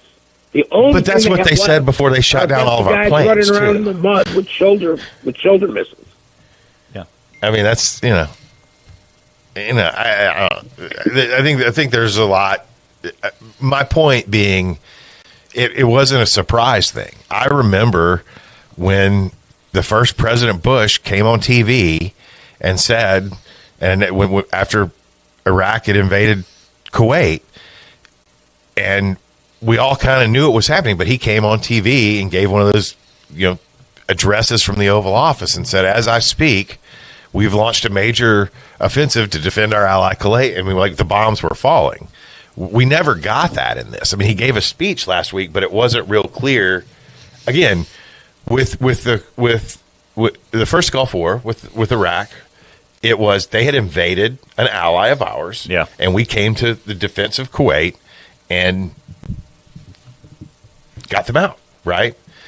In the second, it was the weapons of mass destruction and Iraq's potential involvement in 9/11, which now looking back on it, might have been a little fuzzy there. But I am still, to this day, what was our exact objective in starting this war with Iran? Was it to stop the nuclear? Was it to stop eliminate Islamic terrorism in the Middle East? Do you realize how close Trump got? But why didn't we say that? Why didn't we say that? No one did. Bob, did you ever hear someone say that was the no? And that this is our strategic strategic. No, the closest they ever really got for someone who doesn't watch the news. So if I'm not watching the news, whatever permeates through me is the true message that comes out. And what's the key phrase there? They're a state sponsor of terrorism. But honestly, what changed? We've been hearing that since 9/11. And so if they for Iran, do you not remember when they bombed the Marines in Beirut? Is that Cole? No, this was like 1980. No, it was early 82, 83 when they killed all of our Marines at the base in Beirut. That was Iran. This isn't new. They've been doing this for years. What triggered it now? I mean, we've seen. There's a great supercut in the Oval Office. There's a great supercut of Netanyahu that starts in 1990, saying literally over and over again, 1990, 1992, 1996, 1990, Iran is 2 weeks from a bomb. Well, I think the best part of that supercut is it starts now. It goes backwards. It just keeps going back. They've been 2 weeks from a bomb. the best meme was an archaeologist uncovered a copper stone or copper plaque from 2,000 years ago, and the translator said, "Iran is 2 weeks away." Yeah. So do you think that this Mac? I'm not saying you're wrong. I'm saying that the messaging from Washington has been horrific on this, and my guess is if you Okay, so you pay attention to the news. We're on the radio. We have to pay some attention to the news. So we're somewhat in the know. But my guess is if you knocked on 100 doors, most folks are going to come in and say, I don't know, oil. I don't know that they're going to tell you that it's a terrorism thing. We want to, keep our, the boot on the neck of, radical Islam, whatever it may or may not be. The messaging has been horrible on this, and it's really hard to rally a nation when you don't have a clear objective. That's my point. Yeah, I wouldn't really worry about trying to convince most of the public, though. Well, I mean, I don't think they've done a good job convincing most of the public. Most of the public is, from what I can tell, is not for this, right? I mean, I'm old enough to remember the first Kuwait War. I'm old enough to remember 9/11. Zero people were opposed to that. I mean, maybe like some Bernie Sanders type kooks, but when Iraq invaded Kuwait, who was this peaceful ally of us, this little country, we supported that. There wasn't widespread protest. We knew what was going on. In 9/11, every single person in America supported going into Afghanistan and taking out the Taliban. No one did, right? We had been attacked. Oh, right. It was but a clear thing. Realize what you have now. What I'm asking, listen, I'm going to ask this question. I want you to answer for me. What happened in the last 6 months that made it imperative that we utilize the lives of 13 American soldiers, $50+ billion? What triggered it and why? And you can't say Islamic terrorism. There's nothing that happened. There's in that, and I agree with you. I think we should do everything we can to stamp that out. But what changed in the last 60 days, 90 days, 6 months that made it any different, that made it have to happen now? Opportunity. We've literally wiped out the security of that country. They have no way almost now to attack anybody. Well, they got the Strait of Hormuz shut down. They seem to be successful at that. And don't worry, that's not going to last either, because international law does not allow anybody to charge anything flowing through there. Not at all, not ever, and it won't happen. But President Trump said they are going to do it. Yeah, Whoa. He said exactly that. That's in the plan. He's tweeted about it. Yeah, okay. He said, I'm okay with it. Maybe we even do a joint venture. Are you saying that he's lying or that that's not true? Because what you just said, that international law doesn't allow for tolling in get that wing out of your mouth. Yeah, you have freedom of navigation on the world's oceans, and they shouldn't be allowed to toll that. But the president said he is. So does anything get through that skull? It's called negotiation. I just asked a question. You're dealing with a group of people whose religion, fake religion, tells you to lie to accomplish your goal. So he's got to say things to keep them at bay a little, to keep them on their heels. Oh, we're back to the four-dimensional chess. Yes. I forgot about the four-dimensional chess. A tweet is not just a tweet. You checkerboard players having a hard time keeping up, but it'll work out. Don't worry. Hey, we got to let you go. Hey, come see me today, Mac. I look forward to debating this with you in person. I'll buy you a beer. I'll bring my pickleball trophy with. Yeah, I'll put the pickleball trophy next to our barbecue trophies. Spot of honor. Good job, homeboy. See ya. Bye-bye. Hey, let's take one more caller before we take a break. We've got Eric Schultz coming in. And we have about... Oh, they hung up on us. Oh, no callers. So let's take the break. Can we take a break now? Let's take the break now, and then... You missed this last time. This is the voice and face of the region. The voice and face? The voice and face of the region. WJOB, 1230 AM. 104.9 FM. 104.7 FM. 104.7. Sorry. I was trying to do it. It sounded so much better in your shower this morning. In my PBS voice. This is the voice and face of the region. 104.7 FM, 1230 AM, WJOB.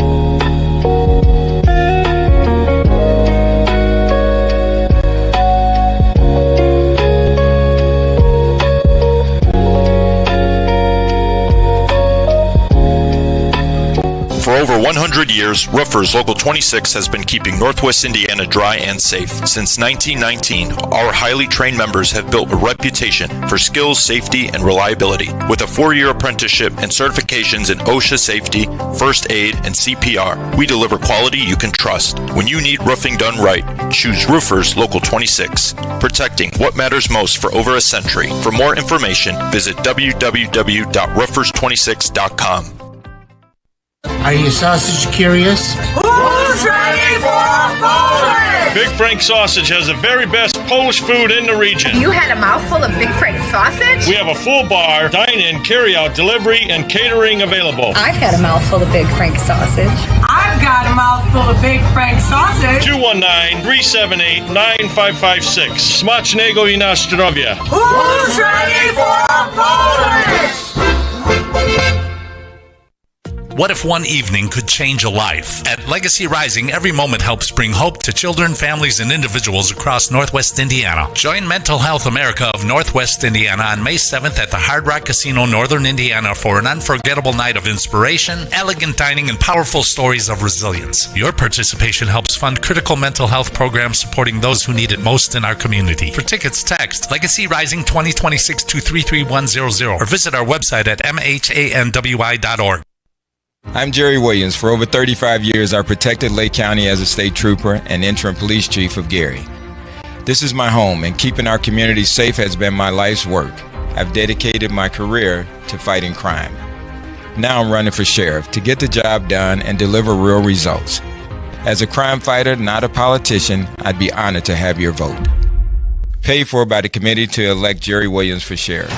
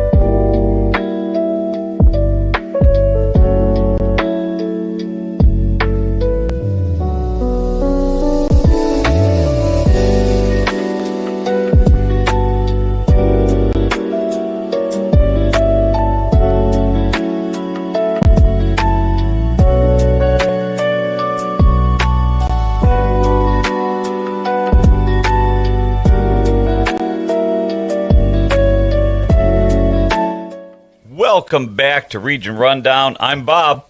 And I'm Brent. That's so cheesy. We got to work on that. Yeah, we'll work on it. You're listening to WJOB 1230 AM 104.7 FM on the YouTubes in Rustic, Hammond, Indiana. Brent, you have something to say. Yes, I forgot earlier. I want to say good morning to Bart and Harper. They are watching as they get ready for school. I meant to do it earlier. But I was so excited and enthralled. But I can't wait to get home after. Actually, I'm not going to be home tonight. I was going to be out late. But tomorrow we're going to have a lot of fun. You guys have a great day at school, and I miss you a bunch. I will see you tomorrow.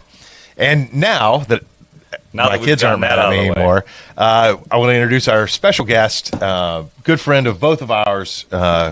I've known him for going on a decade now, Eric Schultz. And Eric, tell us who you are. Morning, guys. Thank you for having me. Morning, Bob. Good Morning. To see you. Good to see you again. It's been a while. It's been a while since you and I have been on a desk together. And we're not yelling at each other today. I know, right? Promise? All right, so thanks again for having me. My name is Eric Schultz. I'm the president of United Steelworkers, Local 7-1 out of Whiting, Indiana. We represent the 800 refinery workers who are currently locked out by British Petroleum. We also represent a few other bargaining units, some Kinder Morgan employees, Whiting Pipeline employees, Whiting Plant Guards, and Whiting Clean Energy as well. So, go ahead, Bob. I was just going to say, some of this may sound like recap, so if it, for some of our listeners, for those just tuning in, you have had an incredibly busy, are we starting week 3 now? Yep, 3 weeks in. Tell us, some of this, again, is going to be retelling the same story that you've been telling to news outlets for a while now, but tell us what is going on, what happened, that BP just came in and said, nope, locking you out, my understanding is escort you guys out, lock the gates, and that was it. Yeah, that's correct. We began bargaining the beginning of January 3rd, I believe it was. Bargained for a couple of months. We're at the table every day, weekends, evenings.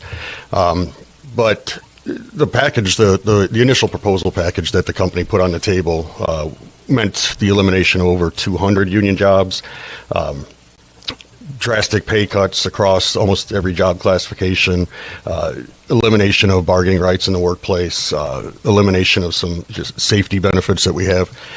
So there was, we knew early on that this was either going to be, we're going to start far out to the, to an extreme and then try to work towards the middle, or they're going to be dead serious about it. And, our goal was to try to figure that out as soon as possible. And early on, it seemed obvious that the company wasn't going to move off of them. They have, moved off of proposals a little bit at this point. Now there's around 100 jobs that are at stake, but the still wage reductions, again, elimination of jobs, elimination of bargaining rights. So March 17th, the company, prior to March 17th, the company offered a last, best, and final offer, which is something that basically they're saying is it's not going to get any better from here. Right. Take it, leave it. It's up to you. If you leave it, it's only going to get worse. So we took that back to our membership.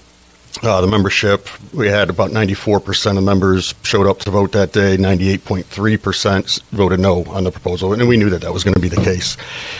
So we went back to the company, told them the results, offered some counter proposals. Company came back with a worse proposal. They actually reduced some of the bonus money and things like that they were offering initially. Came back with a worse offer. We rejected it. Put a counter proposal on the table.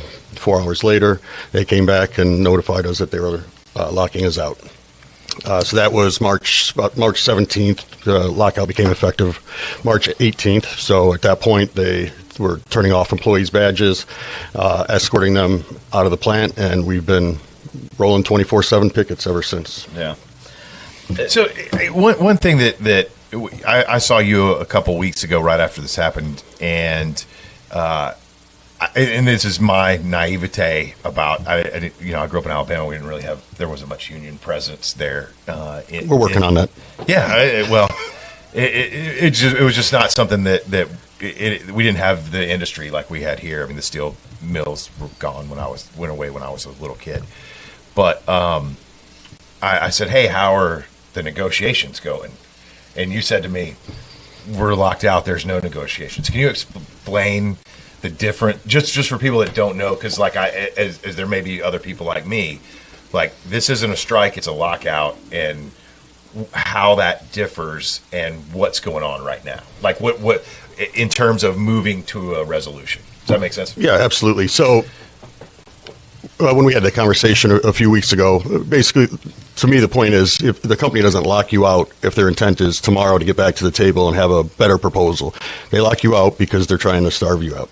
They're trying to make people sweat, make people miss paychecks, make families suffer, and then in the hopes that eventually the union will come back to the table and accept the previous offer. So it's not to say that we can't get to the table. We've offered March 18th, we wrote the company a letter asking them to end the lockout before it even started and get back to the table. The company didn't respond to that for several weeks. So can we bargain? Yes, but the company has no intent to bargain right now. So is there a scenario, had they not locked you out, could you have continued working while negotiations were ongoing? Absolutely. We had been. So this is 100% on BP saying we're not talking anymore. Go pound sand. Correct. This is a negotiation tactic. This is good because I didn't know. I'm not. Yeah. You guys. Well, you obviously are an expert. I don't understand the way these labor things go, and that's a really significant thing. Like, right when you've got this giant multinational conglomerate just trying to cut our local jobs and going, we're not even going to talk to you about it.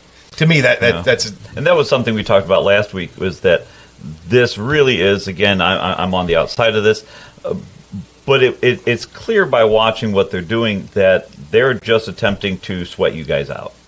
And, absolutely. And that is, I don't even know the in the harshest possible sense that really is cruelty.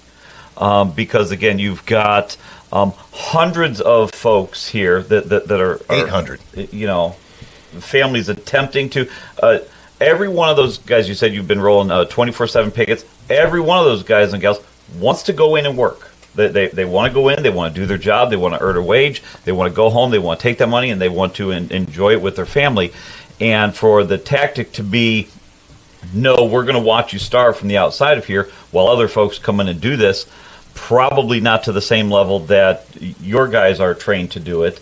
It's really... again, I haven't figured out the harshest word I could think of for it, but it's really a sick tactic. Yeah, it is. It's absolutely. It's the most heinous tactic in negotiation that a company could employ.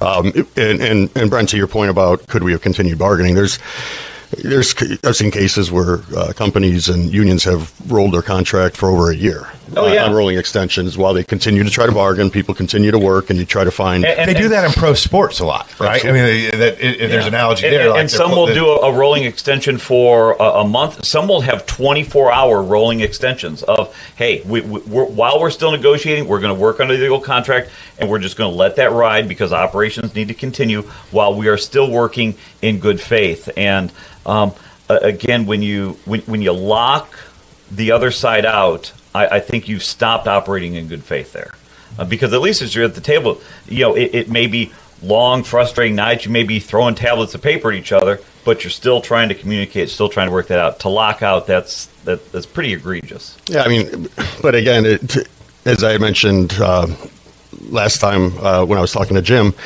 it seemed like this was preordained. The company knew exactly what they were doing. When you look at the initial proposal that they put on the table, even when you look at their most recent proposal, it is so. There's no way the membership would vote yes for that. The only way the membership is going to vote yes for this is if in 10 months we can't afford to continue to stay out without a job. Right? So that their whole goal is to break down the membership. Right. So that way, at some point, it's such a initially it's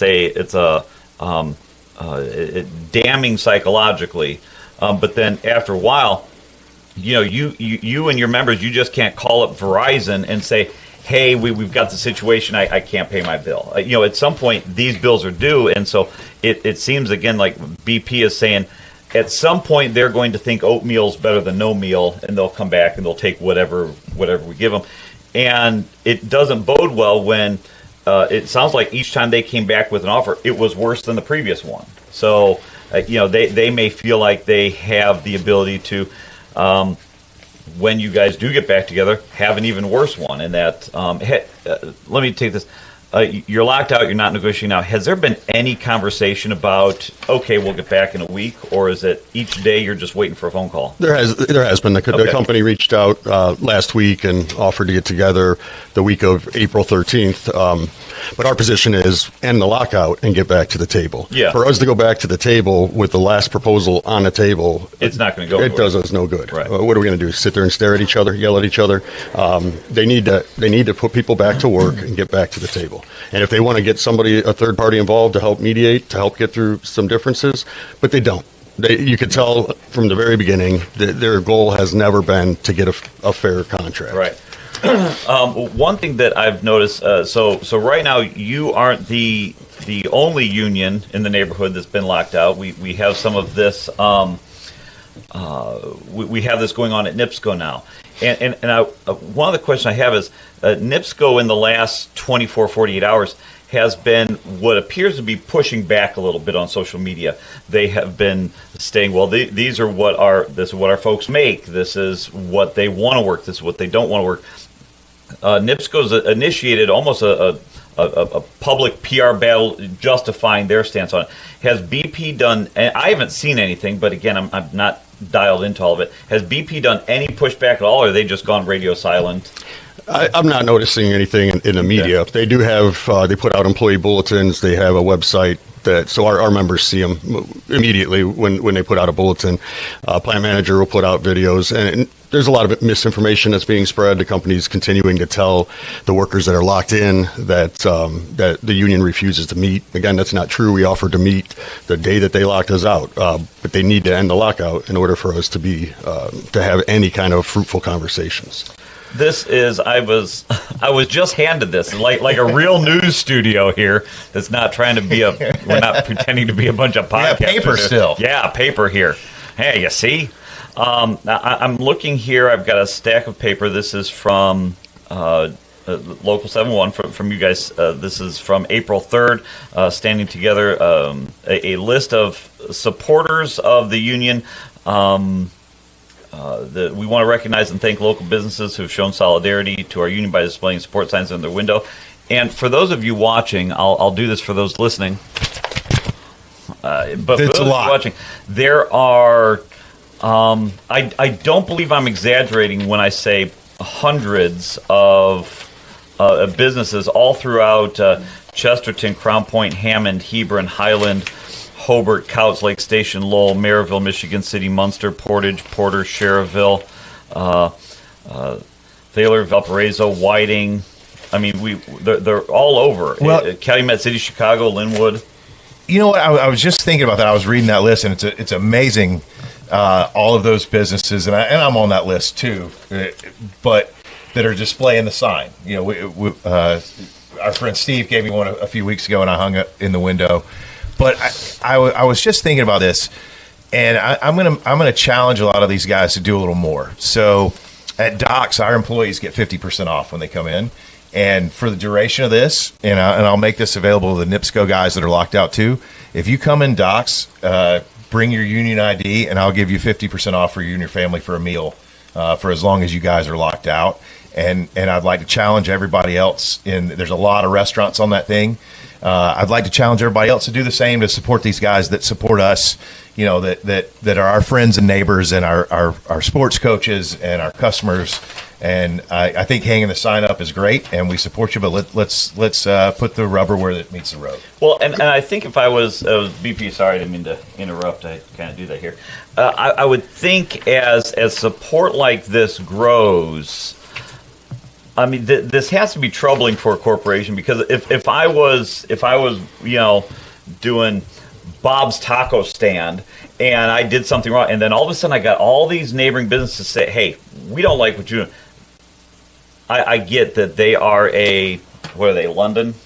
You know, so maybe they don't care about not just the workers here, but the region as a whole. But they are not doing themselves any favors. I mean, I don't know. I feel like anybody could look at it and say NIPSCO and British Petroleum really don't care what people think about them. Yeah. They're bigger than the local economy. Yeah. They're bigger than us. They just don't care. It seems to be pretty obvious. I mean, the things that NIPSCO is saying about their employees online, it's disgusting. But they don't care. I mean, I don't think there is a company in Indiana that's more hated than NIPSCO, right? That's a safe assumption. The British are trying their best to surpass them. Yeah, they're trying hard. They might get there, but they don't care. And Brent, that's incredibly generous of you. Appreciate it. We've had your support from day one. Coming in, bringing food for the folks that are picketing, it's much appreciated. When you're out on the line, it's cold, it's rainy, and then you get a hot meal, some great barbecue when you come in. Everyone is very appreciative, and this list is growing.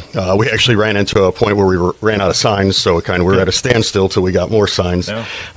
But thank you, big shout out to all these businesses that have put a sign in the window. There's been food coming around the clock from local restaurants, just even neighbors in the community. Yeah. So we're very thankful to everybody that's been helping out. Good, and you deserve it, right? I mean, this is, like I said, you're us. We're all one here in the region, and if I can give a discount to my employees, I can give a discount to you guys, right? And I'd like to see other people step up and do the same. Maybe get in touch with you guys out there and make a list of where people can go if they want to. When you're missing paychecks and stuff, and you still want to go out and have a meal with your family, we'll cut the bill in half for you. That is much appreciated, and my son will like that too. Don't abuse it, Eric. Don't abuse it. Can we shift gears 1 second? So who is operating the plant right now, and does that impact the safety? I mean, that's a dangerous place, right? There's a lot of flammable stuff out there. Absolutely. Right? Even when the 800 men and women that are in the street, when they're in there running it is a very difficult place to run.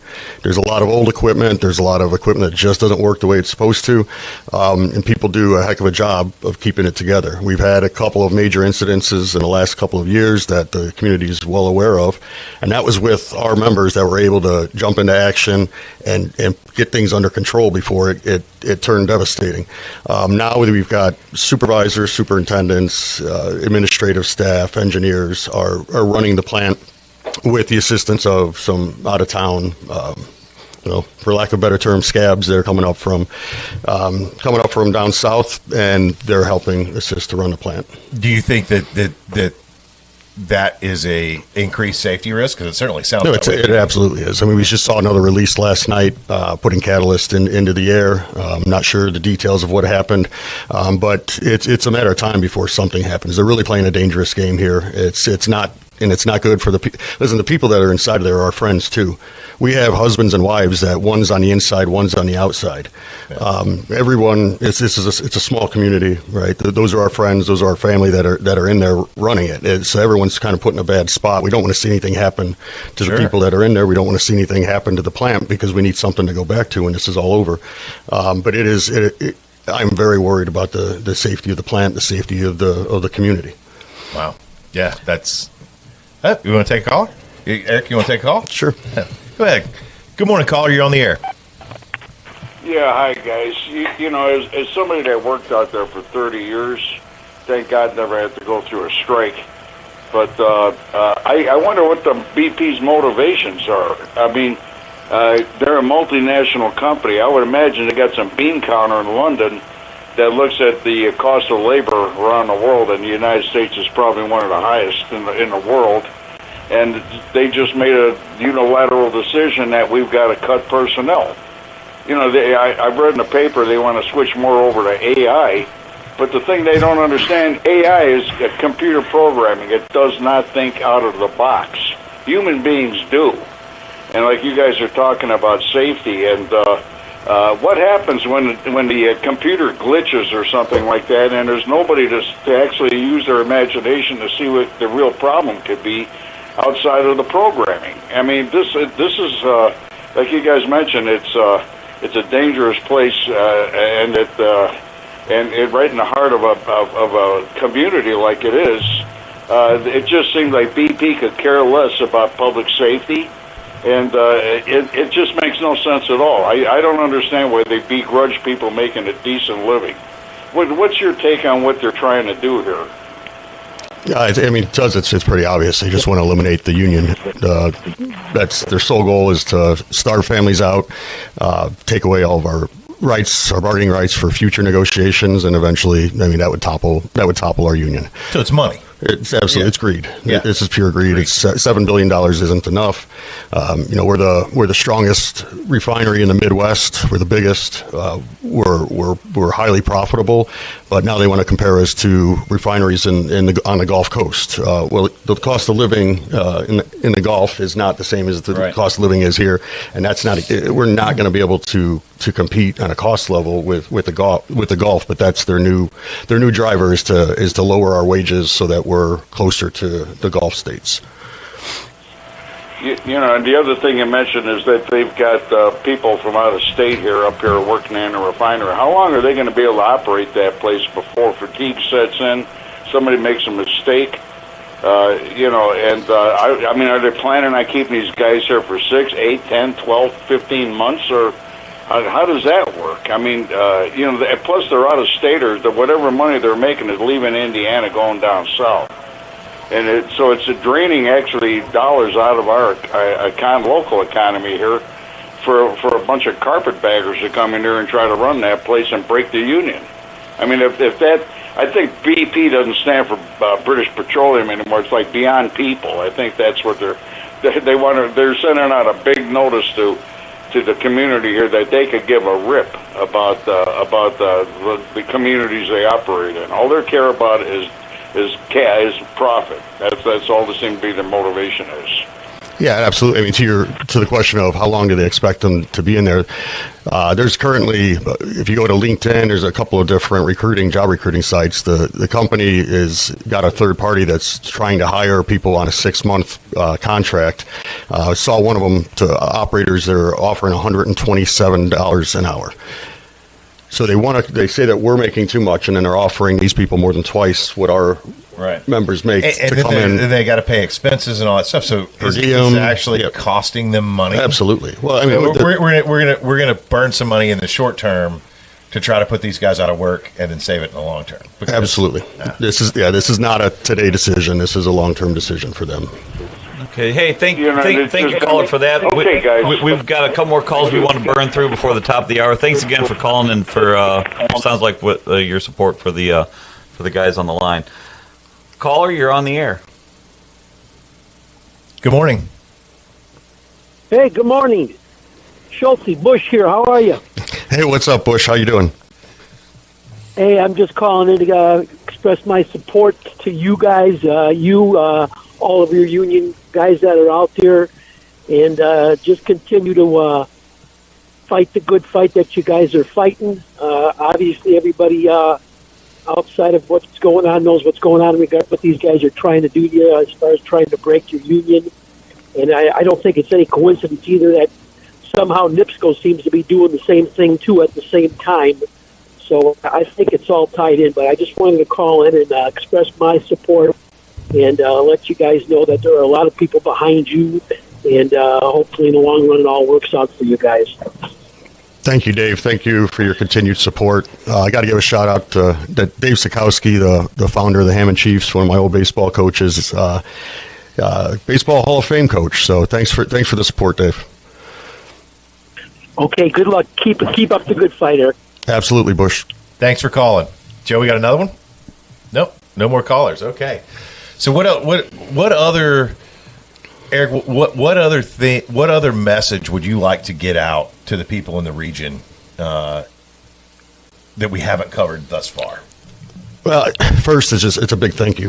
The support's been overwhelming. The support, whether it's just honking when you drive by to show that you're with us, or bringing food, bringing donations. When I came out, I was a little confused. Is the honk good or bad? The honk's good. Okay. The honk's good. Okay. I didn't do it, and I'm like, I think it's good, but I didn't want to honk if it was bad. So next time I come out, I'll honk for sure. Absolutely. I'm new to this, so we'll teach you, Brent. Yeah, okay, thanks. But I mean, I think it's important for people to understand that it's not a strike, it's a lockout, and a lot of people don't understand the difference. And it's the exact same thing that's going on with our sisters and brothers that work for NIPSCO. They've been locked out. This is not a decision that we made.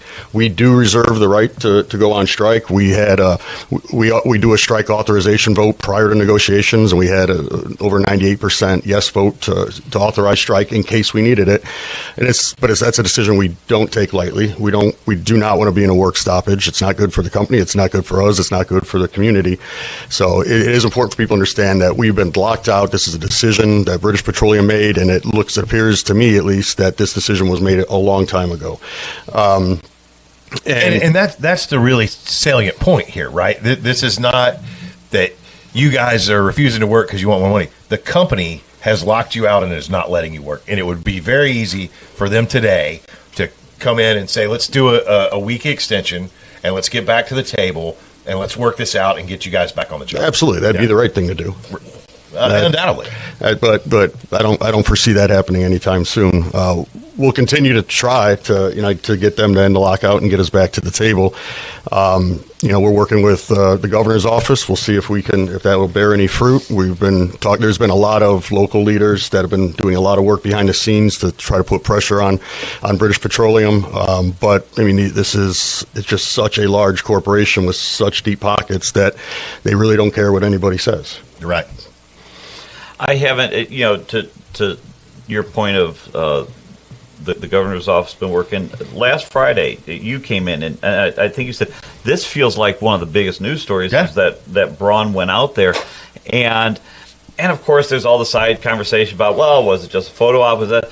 I really do believe that this, especially your situation, really transcends most local up through state, and even I'm sure you've I think I saw Mervan's been working with you guys. I think it transcends a lot of the political chaos that you flip on Fox or CNN, and that they can't agree on what color the sky is. But this one here seems to for those of you watching or listening, Eric and I know each other. We served on the Dyertown Council together. We're of different political parties, but so none of my folks on my side, as I'm doing air quotes here, I've not heard any pushback on it. Everyone's like, this is absolutely ridiculous. So I think it's been incredible to see this unifying behind your union of this isn't a political issue. On one day you'll have Mervan out there, the next day you'll have Braun out there, and everybody's saying BP is wrong on this. We need to stand behind the union and get you back. Right. I mean, there's no tribalism here. This is what's right for our community and the people in our community. And I think that's what's unique about it. I think that's why you were, Brent, you were a little stunned when it was not what you would expect from a governor as far to the right as Governor Braun is. And I frequently disagree with him on a lot of things. Right. And I came in at 5:30 or maybe 5:57. I go, Bob, this is the biggest local, we're trying to focus on local stuff. This is the biggest local story. Yeah. The governor was out there on the picket line. We'll use your words with this. There's no political tribalism with this. It doesn't appear on my end. Eric, did you get to speak with the governor when he was out? Yeah. How did you feel his support? I believe it was sincere. I'm not skeptical. I know a lot of people think they're just photo ops when people show up, and to me that's just bad politics. If you show up for a photo op and then you don't do anything, you got 800 families that are never going to forget that, right? So I don't think that's something. I don't think that was his intention. Now, whether or not he's able to do anything to move them, that's a different story. But he did say it's not right what they're doing here. Good. This is not a political issue. That's really good to hear. He supported us, and he said, and he's pledged to do what he can to help end this lockout. Sounds good. It is 7:56 here in the region. We're going to take a break, and we'll be right back here on WJOB 1230 AM 104.7 FM in Rustic, Hammond, Indiana.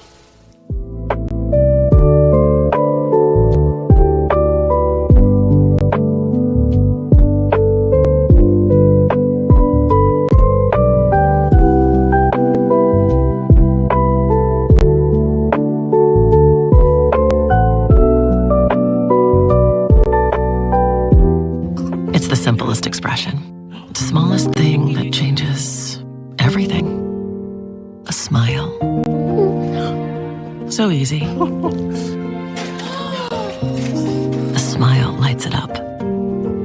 apologizes and welcomes unconditionally.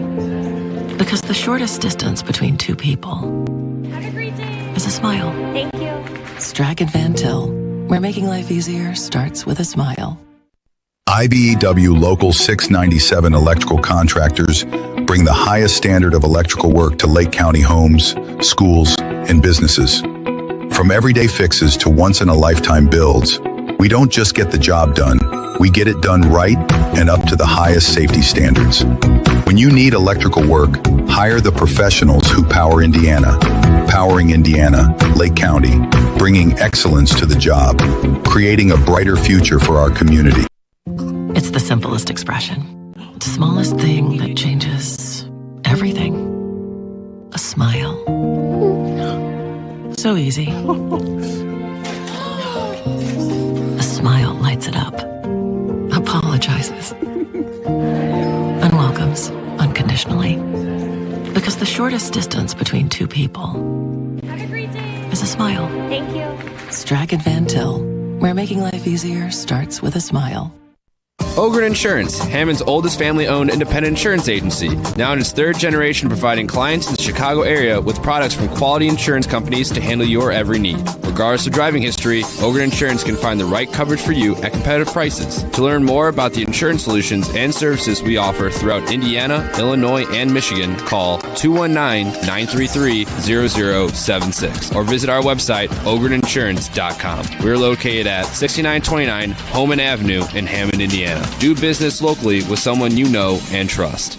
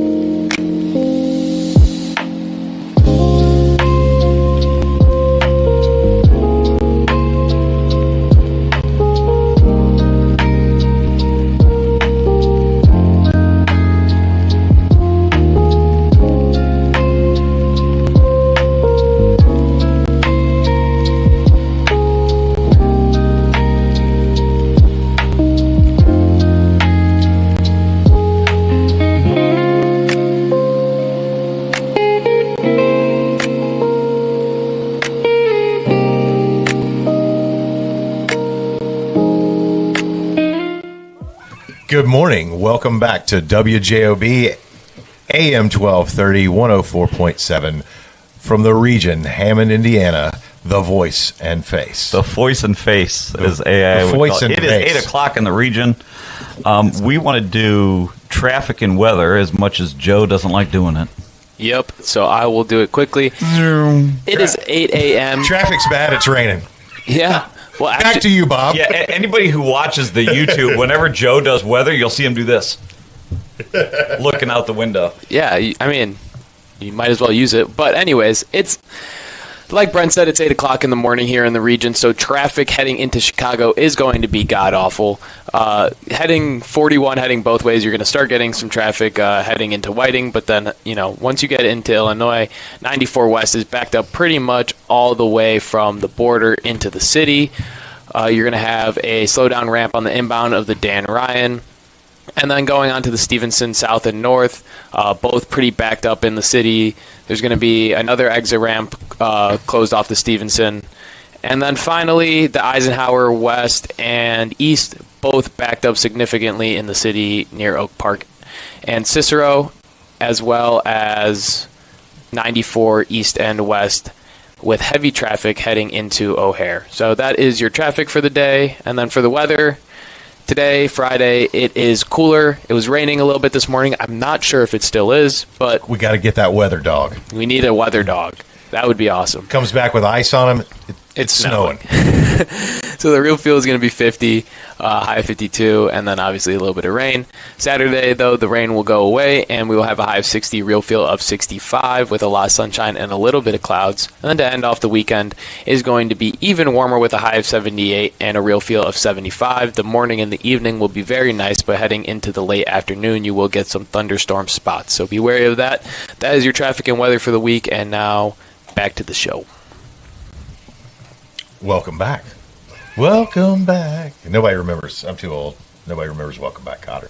I was just going to say, welcome back, Cotter. Yeah, well, you're not as old as I am, but you're old. No one in this room Joe is. has no idea what Welcome Back, Cotter is. Do you, Joe? Nope. I knew it. He's still over there humming Pink Pony. I didn't know who Chappelle Roan was. Is it Chapel? Yeah, he's like, I said it wrong. He's trying to read. He's like Chapel, Ron, Pink Pony. It's like, oh, jeez. I listen to music, not computers. That's my. I'm not a Chapel Roan guy personally. I like Glass Animals though. I'm completely unaware. This is exactly what Eric wanted to talk about this morning when he came in here. I wouldn't know him if he walked in the door right now. That would be fantastic. Well, it's a girl, so. Yeah, well. You never just keep digging, bro. That's where I'm at. I promised you, if Chapel Rowan walked in the door, you would be like, "Oh, that's got to be her." Yeah. She looks like a 17th century Victorian queen. The way that she dresses, like full face of makeup, the long poofy hair with the weird Victorian dresses. That sounds exactly like somebody I would go to their concert. Yeah, 100%. Yeah. Well, let's get into some other stuff. Yeah. Hey, we got any calls? We good? Not right now. I will let you guys know though. Fantastic. So we're going to be on till 8:30 this morning, because we talked Eric into sticking around, and we did. We go to break, and he's like, "Oh, okay, so am I done?" I was like, "No, hang out. We're going to talk about things." That's not all you said. But. Yeah, that's not all he said. So we covered the gas tax thing this morning. But I don't know that we really did. Sometimes I don't know how much. As soon as we go to break, Brent and I continue our conversation, and then Joe just puts us back on the air. So I never remember really what we talked about on air. But Braun suspending the gas tax is going to save everyone 17-ish cents, 17.1 But they left cents. the 36-cent excise tax in. So it's like, we're going to do something. Now here's my question with that, and I'm going to speak on something I know nothing about, but hey, I've got the microphone. That's never happened before. Fridays here on WJOB. I'm wondering, someone had asked, okay, if they suspend that, is that going to interrupt any of the funds that come through, like the CCMG grant, where we get, the tax gas pays for a lot of infrastructure and paving jobs. And I think, I could be wrong, but I think that excise tax is what pays for all of the local road repairs. I think. So what you're saying is we don't get any of it in Northwest Indiana anyway.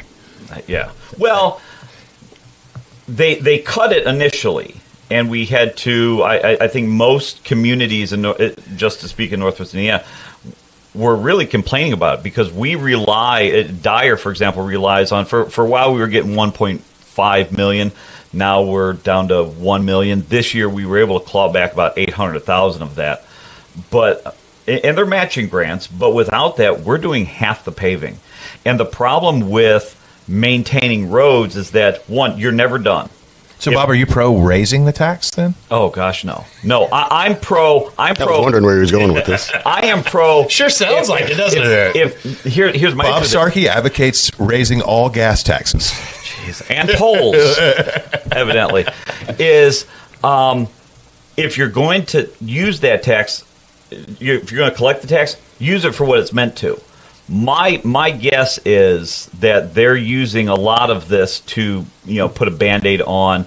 There's huge gaps in Medicare, Medicaid funding in Indiana. I think they're using it as a honeypot for other places, and that's my thought. I know you're waiting to say something. I'm just carry on. We've never had government spend money not as it was intended, right? Oh, I know, right? It's Social Security. Sorry, we're going to put it in a lockbox. I think Bob was ready to ask for the permanent repeal of the tax, right, Bob? Yes. Yeah. Certainly sales tax on that, sales tax on another thing. Everybody's getting a lot of mailers because it's election season, and now is the time where everybody can say how hard they worked for you while not getting something accomplished, while also making promises on things they can't get done. Immediately repeal the sales tax on our utility bills. I mean, we're sitting here talking about, NIPSCO and their record profits. In the last couple months, that's been huge in the news with these delivery fees. I had someone say, okay, well, it's only 7%. It doesn't. It's a start for a lot of these guys who are asking for your vote. Early voting's going on now. Election day is May 5th. Especially some of these state guys. Don't give us lip service. Go down to Indianapolis, do your job. Don't just send it in a letter that says, "Hey, I'm working for you." Go down there, repeal the income or the sales tax on that. It's a start. It would show us that you're serious about standing up to some of these big corporations that are just enjoying milking all of the consumers here in Northwest Indiana. I don't know nor care about the rest of the state. But I'm saying that, anything south of the Kankakee, you're on your own. Figure it out. But I'm saying here in Lake Bob County, laying the groundwork for statewide office run in a couple of years. Oh, gosh. Becca's about to blow up my phone. Don't you dare. No, I really mean it. I'm just so sick of some of these folks out there that, it's, in the primaries, it's, I work so hard for you, but I can't get anything done. And then in the general, it's look what I'm going to do for you. And meanwhile, we're just paying out the whatever. Sorry, I'm done ranting. I'm done. That was a good one, Bob. I enjoyed that. Yeah. Joe, can you clip that for me? No. Do we have a caller? I thought you said nope. Let's take a caller. It is Open Line Friday now for the last half hour. Did you see I put that on the little crawler? What up, boys? Good morning. Hello? Hey. What up, boys? Good morning, caller. It's Kuz. Hey, Kuziak, how are you, man? I actually was listening to the governor of Indiana yesterday on 890 WLS, and he was explaining what you guys are talking about. What do you have to say? I didn't hear it. He said it's 17 cents. It's $52 million per month, give or take. And it is for... Yep. Will look like in another 30 days what happens, and whether he signs it for another 30 days. Did he put any kind of guardrails on it and said I'm gonna keep repealing it until the price of gas gets under X, or just I'm gonna look at what's going on? It was for this. He said he was going to look at it. He said it's for 30 days. On average, it's $52 million to the general fund, and he felt that he wanted to help out to the best of his ability. And he said he's going to look at it in 30 days and see what's going on with the war to either just let it go away or to reenact it for another 30 days. As someone that has between 10 and 12 people that fill up twice a week, it's about... So what is 17 cents at 20 gallons, Brett? Your math guy, is that somewhere around $3.50, $3.70 per vehicle? Yeah. Oh, you should watch him attempt to do math in his head right now. So $3.70. It was 20 cents to be $4. $4. Yeah. Yeah. So $4. But if you fill up twice, it's just like $3.70 twice a week is somewhere around $7. With 10 vehicles, I'll take that per week. I don't want to give any money. No one does. But wouldn't it be more impactful for you if they killed the 36-cent excise tax too? I mean, why stop at 17? That's when you get into the excise tax. That's when you're talking about the roads, and I'd rather them fix the roads. Yes, that's the point Bob was making. Yeah, is. The excise tax goes for programs like CCMG, where we are they're helping to repave thousands of miles of roads throughout the entire state. Keep that. I mean, I don't quite understand the whole never pay tax anywhere because occasionally you need a road and a cop to show up. So that doesn't make sense. But really, sales tax on some of these type of goods, get rid of it. It makes no sense. I I have no problem paying because our trucks are part of the reason why the roads get messed up, but we also need the roads to get to our customers. So I have no problem paying the excise tax on our plates. I have no problem paying. In fact, I was in favor of the wheel tax as long as it all went towards what it was supposed to, which it is. And I love driving on roads that don't have potholes all over the place. So I have no problems paying my taxes as long as it's dealt with efficiently and effectively. And it's kind of like the people that use it should pay it. I'm a big fan of user fees. And the people that use it pay it, well, those that don't. And so I think I think this governor is trying to get himself in the right position. You know, but you're the Republican here. I'm neither a Democrat nor a Republican. I think both those parties are common sense ground, and they're doing a great job. And they're doing it. They're doing a very good job of it, by the way. Both of these parties, to the tune of $40 trillion, and we're dumber, fatter, and broker. That was actually the name of our show before we landed on Region Rundown with Bob and Brent. Yeah. So that's what happens. You dumber, fatter, and broker under the Democrat and Republican Party, and you can fight over who makes us dumber, fatter, or broker. They'll fight over those two things. But the reality of it is that we need things done. People work every day. People do their businesses, and most people that are self-employed or those people that are working for other people are so busy on actually just doing their job that they're not in tune with all that. I will tell you, I was going to call you yesterday, Brent. I filled up my truck, and I was going to call Andy and be like, you guys are in trouble. Bob, you guys are in trouble in the midterms. You keep filling gas up at 415, 425. Oh, yeah. I mean, we for sure the House, but you may lose the Senate. The midterm after a presidential year always swings to the other party, but I tell you, it's the Republicans to lose this time because on election day, people vote with their wallet, and you go there, and I've got that Durango out there, and it's $89 to fill it up. Even I'm like, dude, left wing green me got a electric car for my road trips. And you know why gas is so important is when you're sitting there. If you're sitting there watching, I get in a routine. I put the gas in. I clean. I throw the garbage out of my car. Kind of look around things, check tires. Then you're looking when the final 5 or 7 gallons, and you just see that ringing up, and it just is ringing in your mind. As opposed to if you put something on credit card, you go out for dinner, you really don't look at each thing as it's happening. So gas is really a mental thing.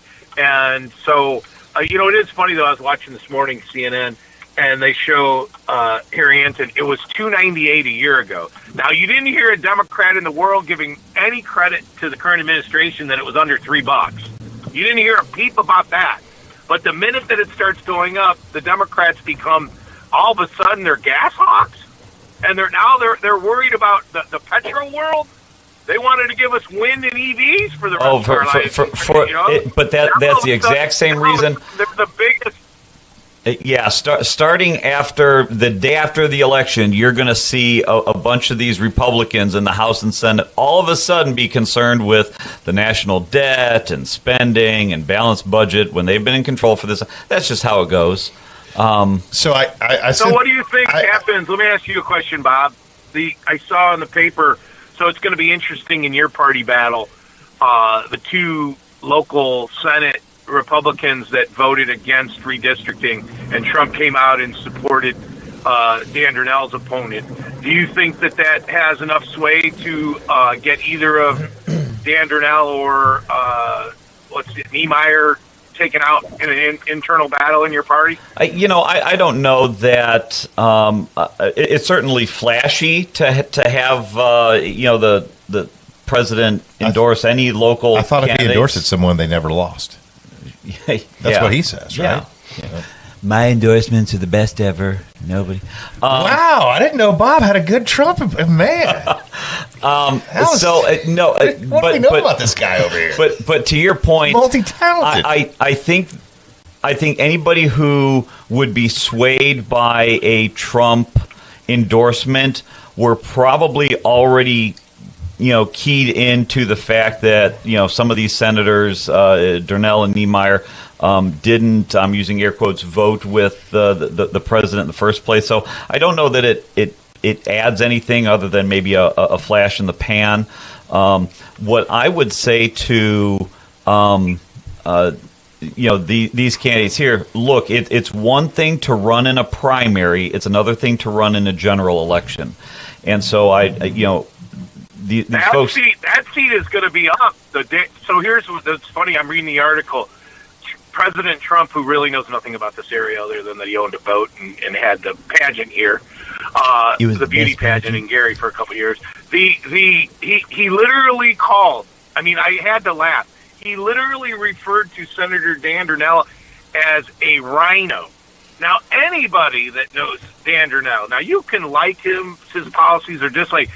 He is not a rhino, okay?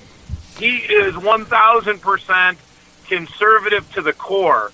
So here's what my prediction is: they're going to weaken that seat. He's going to win it, and he better watch out who the Democrats put in November, because that seat used to be a Democratic senatorial seat. So I think where Durnell is often successful, and I don't know that. I'm trying to think. I don't know that he's had a primary opponent. Certainly not one of this. This is the scale. This is his first term, right? Well, I even when he was on the county side. Oh, okay. What Dan has done, because Danny was. He had to beat Tom O'Donnell. I ran for that seat a long time ago, 20 years ago. On the Democratic side against Tom O'Donnell. That seat was Democrat for a long time. Well, he unseated. And to that point, I think Dan's one of those guys who, he's a Republican. He was the chair of the party. He was all these things. But he also has a general appeal that, again, once you get to the general election, you're now fighting for that 10, 15% in the middle that they don't come out and vote in primaries. They're not identified that way. They just, hey, Dan's a nice guy, and, he's done well in the region for a while. And so I think that's where where Dan does well and is able to work well in that district. That district is a very purple district. But Joe is gesticulating wildly that we've got a ton of calls left. All right, brother. Keep taking them and keep up the good work. Hey, Brent, next Thursday, I'm throwing it out there. We get a group together. If you're in town next Thursday at 4:30, Doc's Smokehouse on Calumet. It's just a round table, glass of wine and a round table. So if you're in town, I'll be here Thursday. Say hello to us and anyone else. Next Thursday, we've been going to different places. We were at the hangar last night. We were at a different location. Yeah. Next Thursday, I am saying let's go to Doc's and round up some business for you. I'd appreciate that. But hey, why don't you come by and see me this afternoon and celebrate the 10th anniversary with me? I may do that. We have my grandson tonight, so I'm excited about that. But bring him in. I'll hook him up with some mac and cheese. The Masters looks to be a phenomenal tournament this weekend as well. So you should have some people watching that. Guys, good show. Take care. Yeah, Kuziak, I'll get you a USW shirt so you get 50% off when you come today. Hey, so just what you were talking about real quick, and I know we got callers waiting, on the voting with your wallet. So I referenced Peter Tessa's email that he sends out weekly with produce updates. And in I'm going to quote from this: a truck from California used to cost $7,000 to $8,000. That was his cost to ship a truckload of produce. It's now $12,000 to $15,000, depending on where it's loading from. The prices have increased every week. He says diesel fuel is the most expensive it's been in 10 years, and it will not go down as fast as it goes up because it takes time to build supply. So even if the war stops tomorrow or paused, we will not see a change in trucking prices for months, which is going to – so I know this doesn't mean a lot to anybody, but he's going over prices. Tomatoes they've doubled in the last month. Corn is over $80. Peppers are over $50 for – and this is wholesale prices. Peppers. Hey, if you're going to be doing the soybean report, you need to use your NPR voice. Peppers are usually $25, $30. They're now over $50, and that's going to filter down to the grocery store, right? We don't buy in the quantities that grocery stores do. I'm buying stuff multiple times a week, so it impacts me a lot more. This stuff changes almost every day. But when Peter Tessa says we're not going to see these shipping costs go down for months, that's another kind of canary in the coal mine. not only are people looking at what they're paying at the gas pump, but when they go to a store and buy a head of lettuce or some oranges, you're going to see that, and the prices go up real fast, but they don't go down at the same pace. Yeah. Yeah, well, and the elephant in the room here for me, let me just throw this back in here. I mean, so policy obviously affects prices, but this decision, what's happening right now in Whiting, the refinery is running at about 100,000 barrels per day, less than full capacity. That's 100,000 barrels that's not making it to the market. The prices are going up directly because of British Petroleum's decision to lock out its workers. Anyway, I should have asked this earlier. What is the end use product there? Is it diesel? Is it gasoline? Is it aviation? Jet fuel, all the above. All the above. Yep. Okay.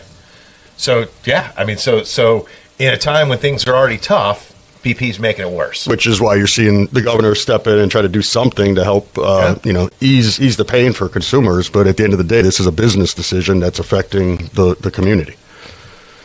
All right, so we got 5 callers now and 8 minutes left of the show, so you guys get a one and done deal. I was going to say we've got 5 callers in 5 minutes because I want to make sure Eric has the last few minutes here to do his thing. You guys are one and done. So callers, you're hearing us now. You got 1 minute each. Let's go.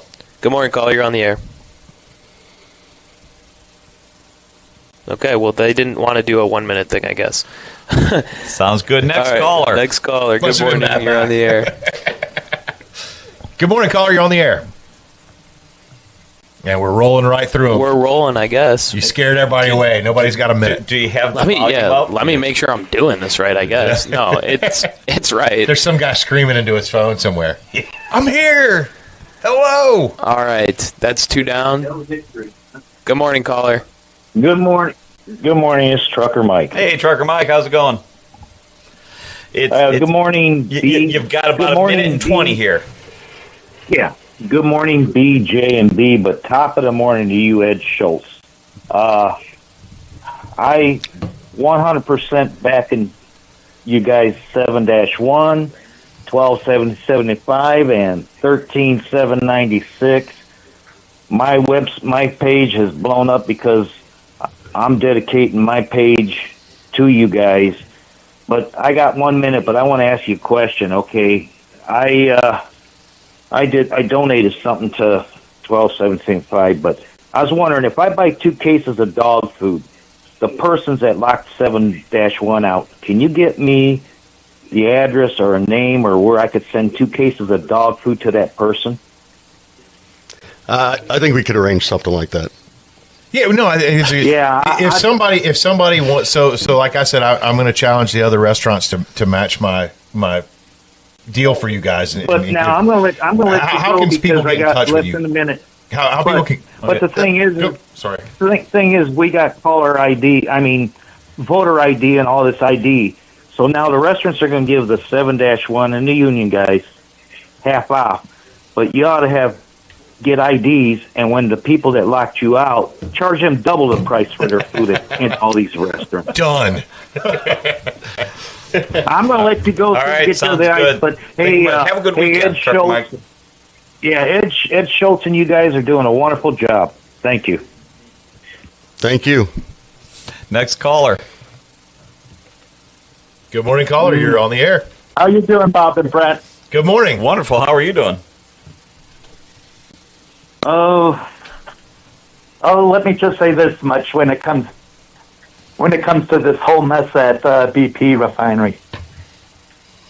To my old friend Rick, if you're kind of in with corporate, you might want to start talking to them and kind of tell them to get their heads out of their ass and kind of get it together and end the lockout. That's all I'm saying. Do negotiating. Do whatever. Hey, sounds good. I think that's the message of the morning. Thanks for calling. Have a great weekend. Joe, we got any more callers? No. All right. No, we don't. Last one is somebody who's been trying to get in for a while and is on the ban list, and I told him that already. It is 8:26 in the region. You have listened to Region Rundown with Bob and Brent here on WJOB 1230 AM 104.7 FM on the YouTubes. We've got Eric Schultz here, the president of not my Uncle Ed, not your Uncle Ed. I really do. We've got about 2 minutes left before we're done for the day. I want to turn the mic over to you. This can be your platform to say what you need to say, whether it's to rally your troops or a message to VP or both. No, I mean our guys are good. The spirits are high. Not concerned about our guys. Just again, I'd like to thank the community for the generous support that we've been receiving. Ask that this is going to be a long haul. Don't anticipate this to end anytime soon. I certainly hope it ends soon, but I don't think British Petroleum locked out its workforce with the anticipation of getting back to the table right away. So please continue the support along with our brothers and sisters that are locked out at NIPSCO. There's 2,500 families that are without a job right now in Northwest Indiana.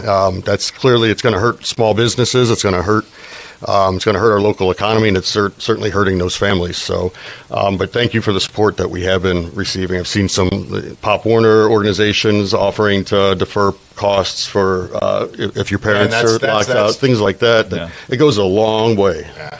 So, thank you. Sounds good. Brent, any final thoughts in your best NPR voice? Traffic is bad, and it's raining here in the region today. No, we have it's our 10th anniversary at Dyer. Come by, see us today. We got a bunch of cool specials.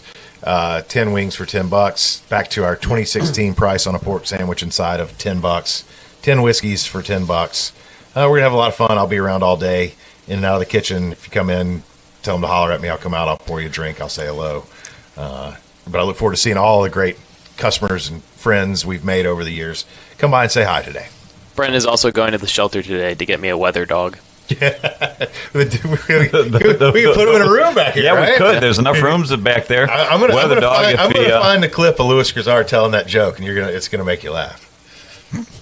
All right, everyone, have a nice, safe weekend. We will be back on Monday with Chuck and I don't even remember what the name of our show is because I don't know. Did you make the Monday thing at Big Frank's? Oh yeah, we had Dingus Day at Big Frank's. I tried that. That's the only day I get to sleep in all week. Yeah, that was. And I had no clue what Dingus Day was. Not being Polish, though supportive, because you got to support everything. I had no clue what Dingus Day was, and I didn't realize that Dingus Day is like 6 a.m. drinking and eating pierogi and you sausage. couldn't have a better place to do it than Big Frank's Sausage. Stan is a fantastic guy. Yeah. Got a fantastic establishment. I'm looking forward to festival season with him again. I think he's got the sign up for you guys too. Absolutely. Oh, I'm sure he does. Absolutely, he does. Yeah. That has been just as a side note of that because it's 8:30, but we can go to 8:31 because we haven't been kicked out yet. It has been something to drive around and just see who supports, and that's not to say that hey, if you're a small business you don't have a sign, that's not to say anything there. But it has been interesting to see almost the randomness of driving around and seeing one of those signs. It's Yeah, and Brent, you had asked earlier, how can people get in touch? We do have a website, supportoilworkers.com, that if you're interested, if you're a small business owner, you're interested in a sign, it's a button you could click, and we'll get something out to you. And if you're a restaurant, a service business, something, and you can offer these guys a discount to help them out while they're locked out, I'm going to do it, and I challenge everybody else to do it. They can reach out, and you guys will get that list out to your members. Absolutely. Awesome. Good deal. All right. Hey, guys, great show today. Thank you to Joe. Excellent traffic and weather. Great show today. I did well. No, I didn't do well. Thanks, Eric, for coming in. Bob, everybody have a great weekend.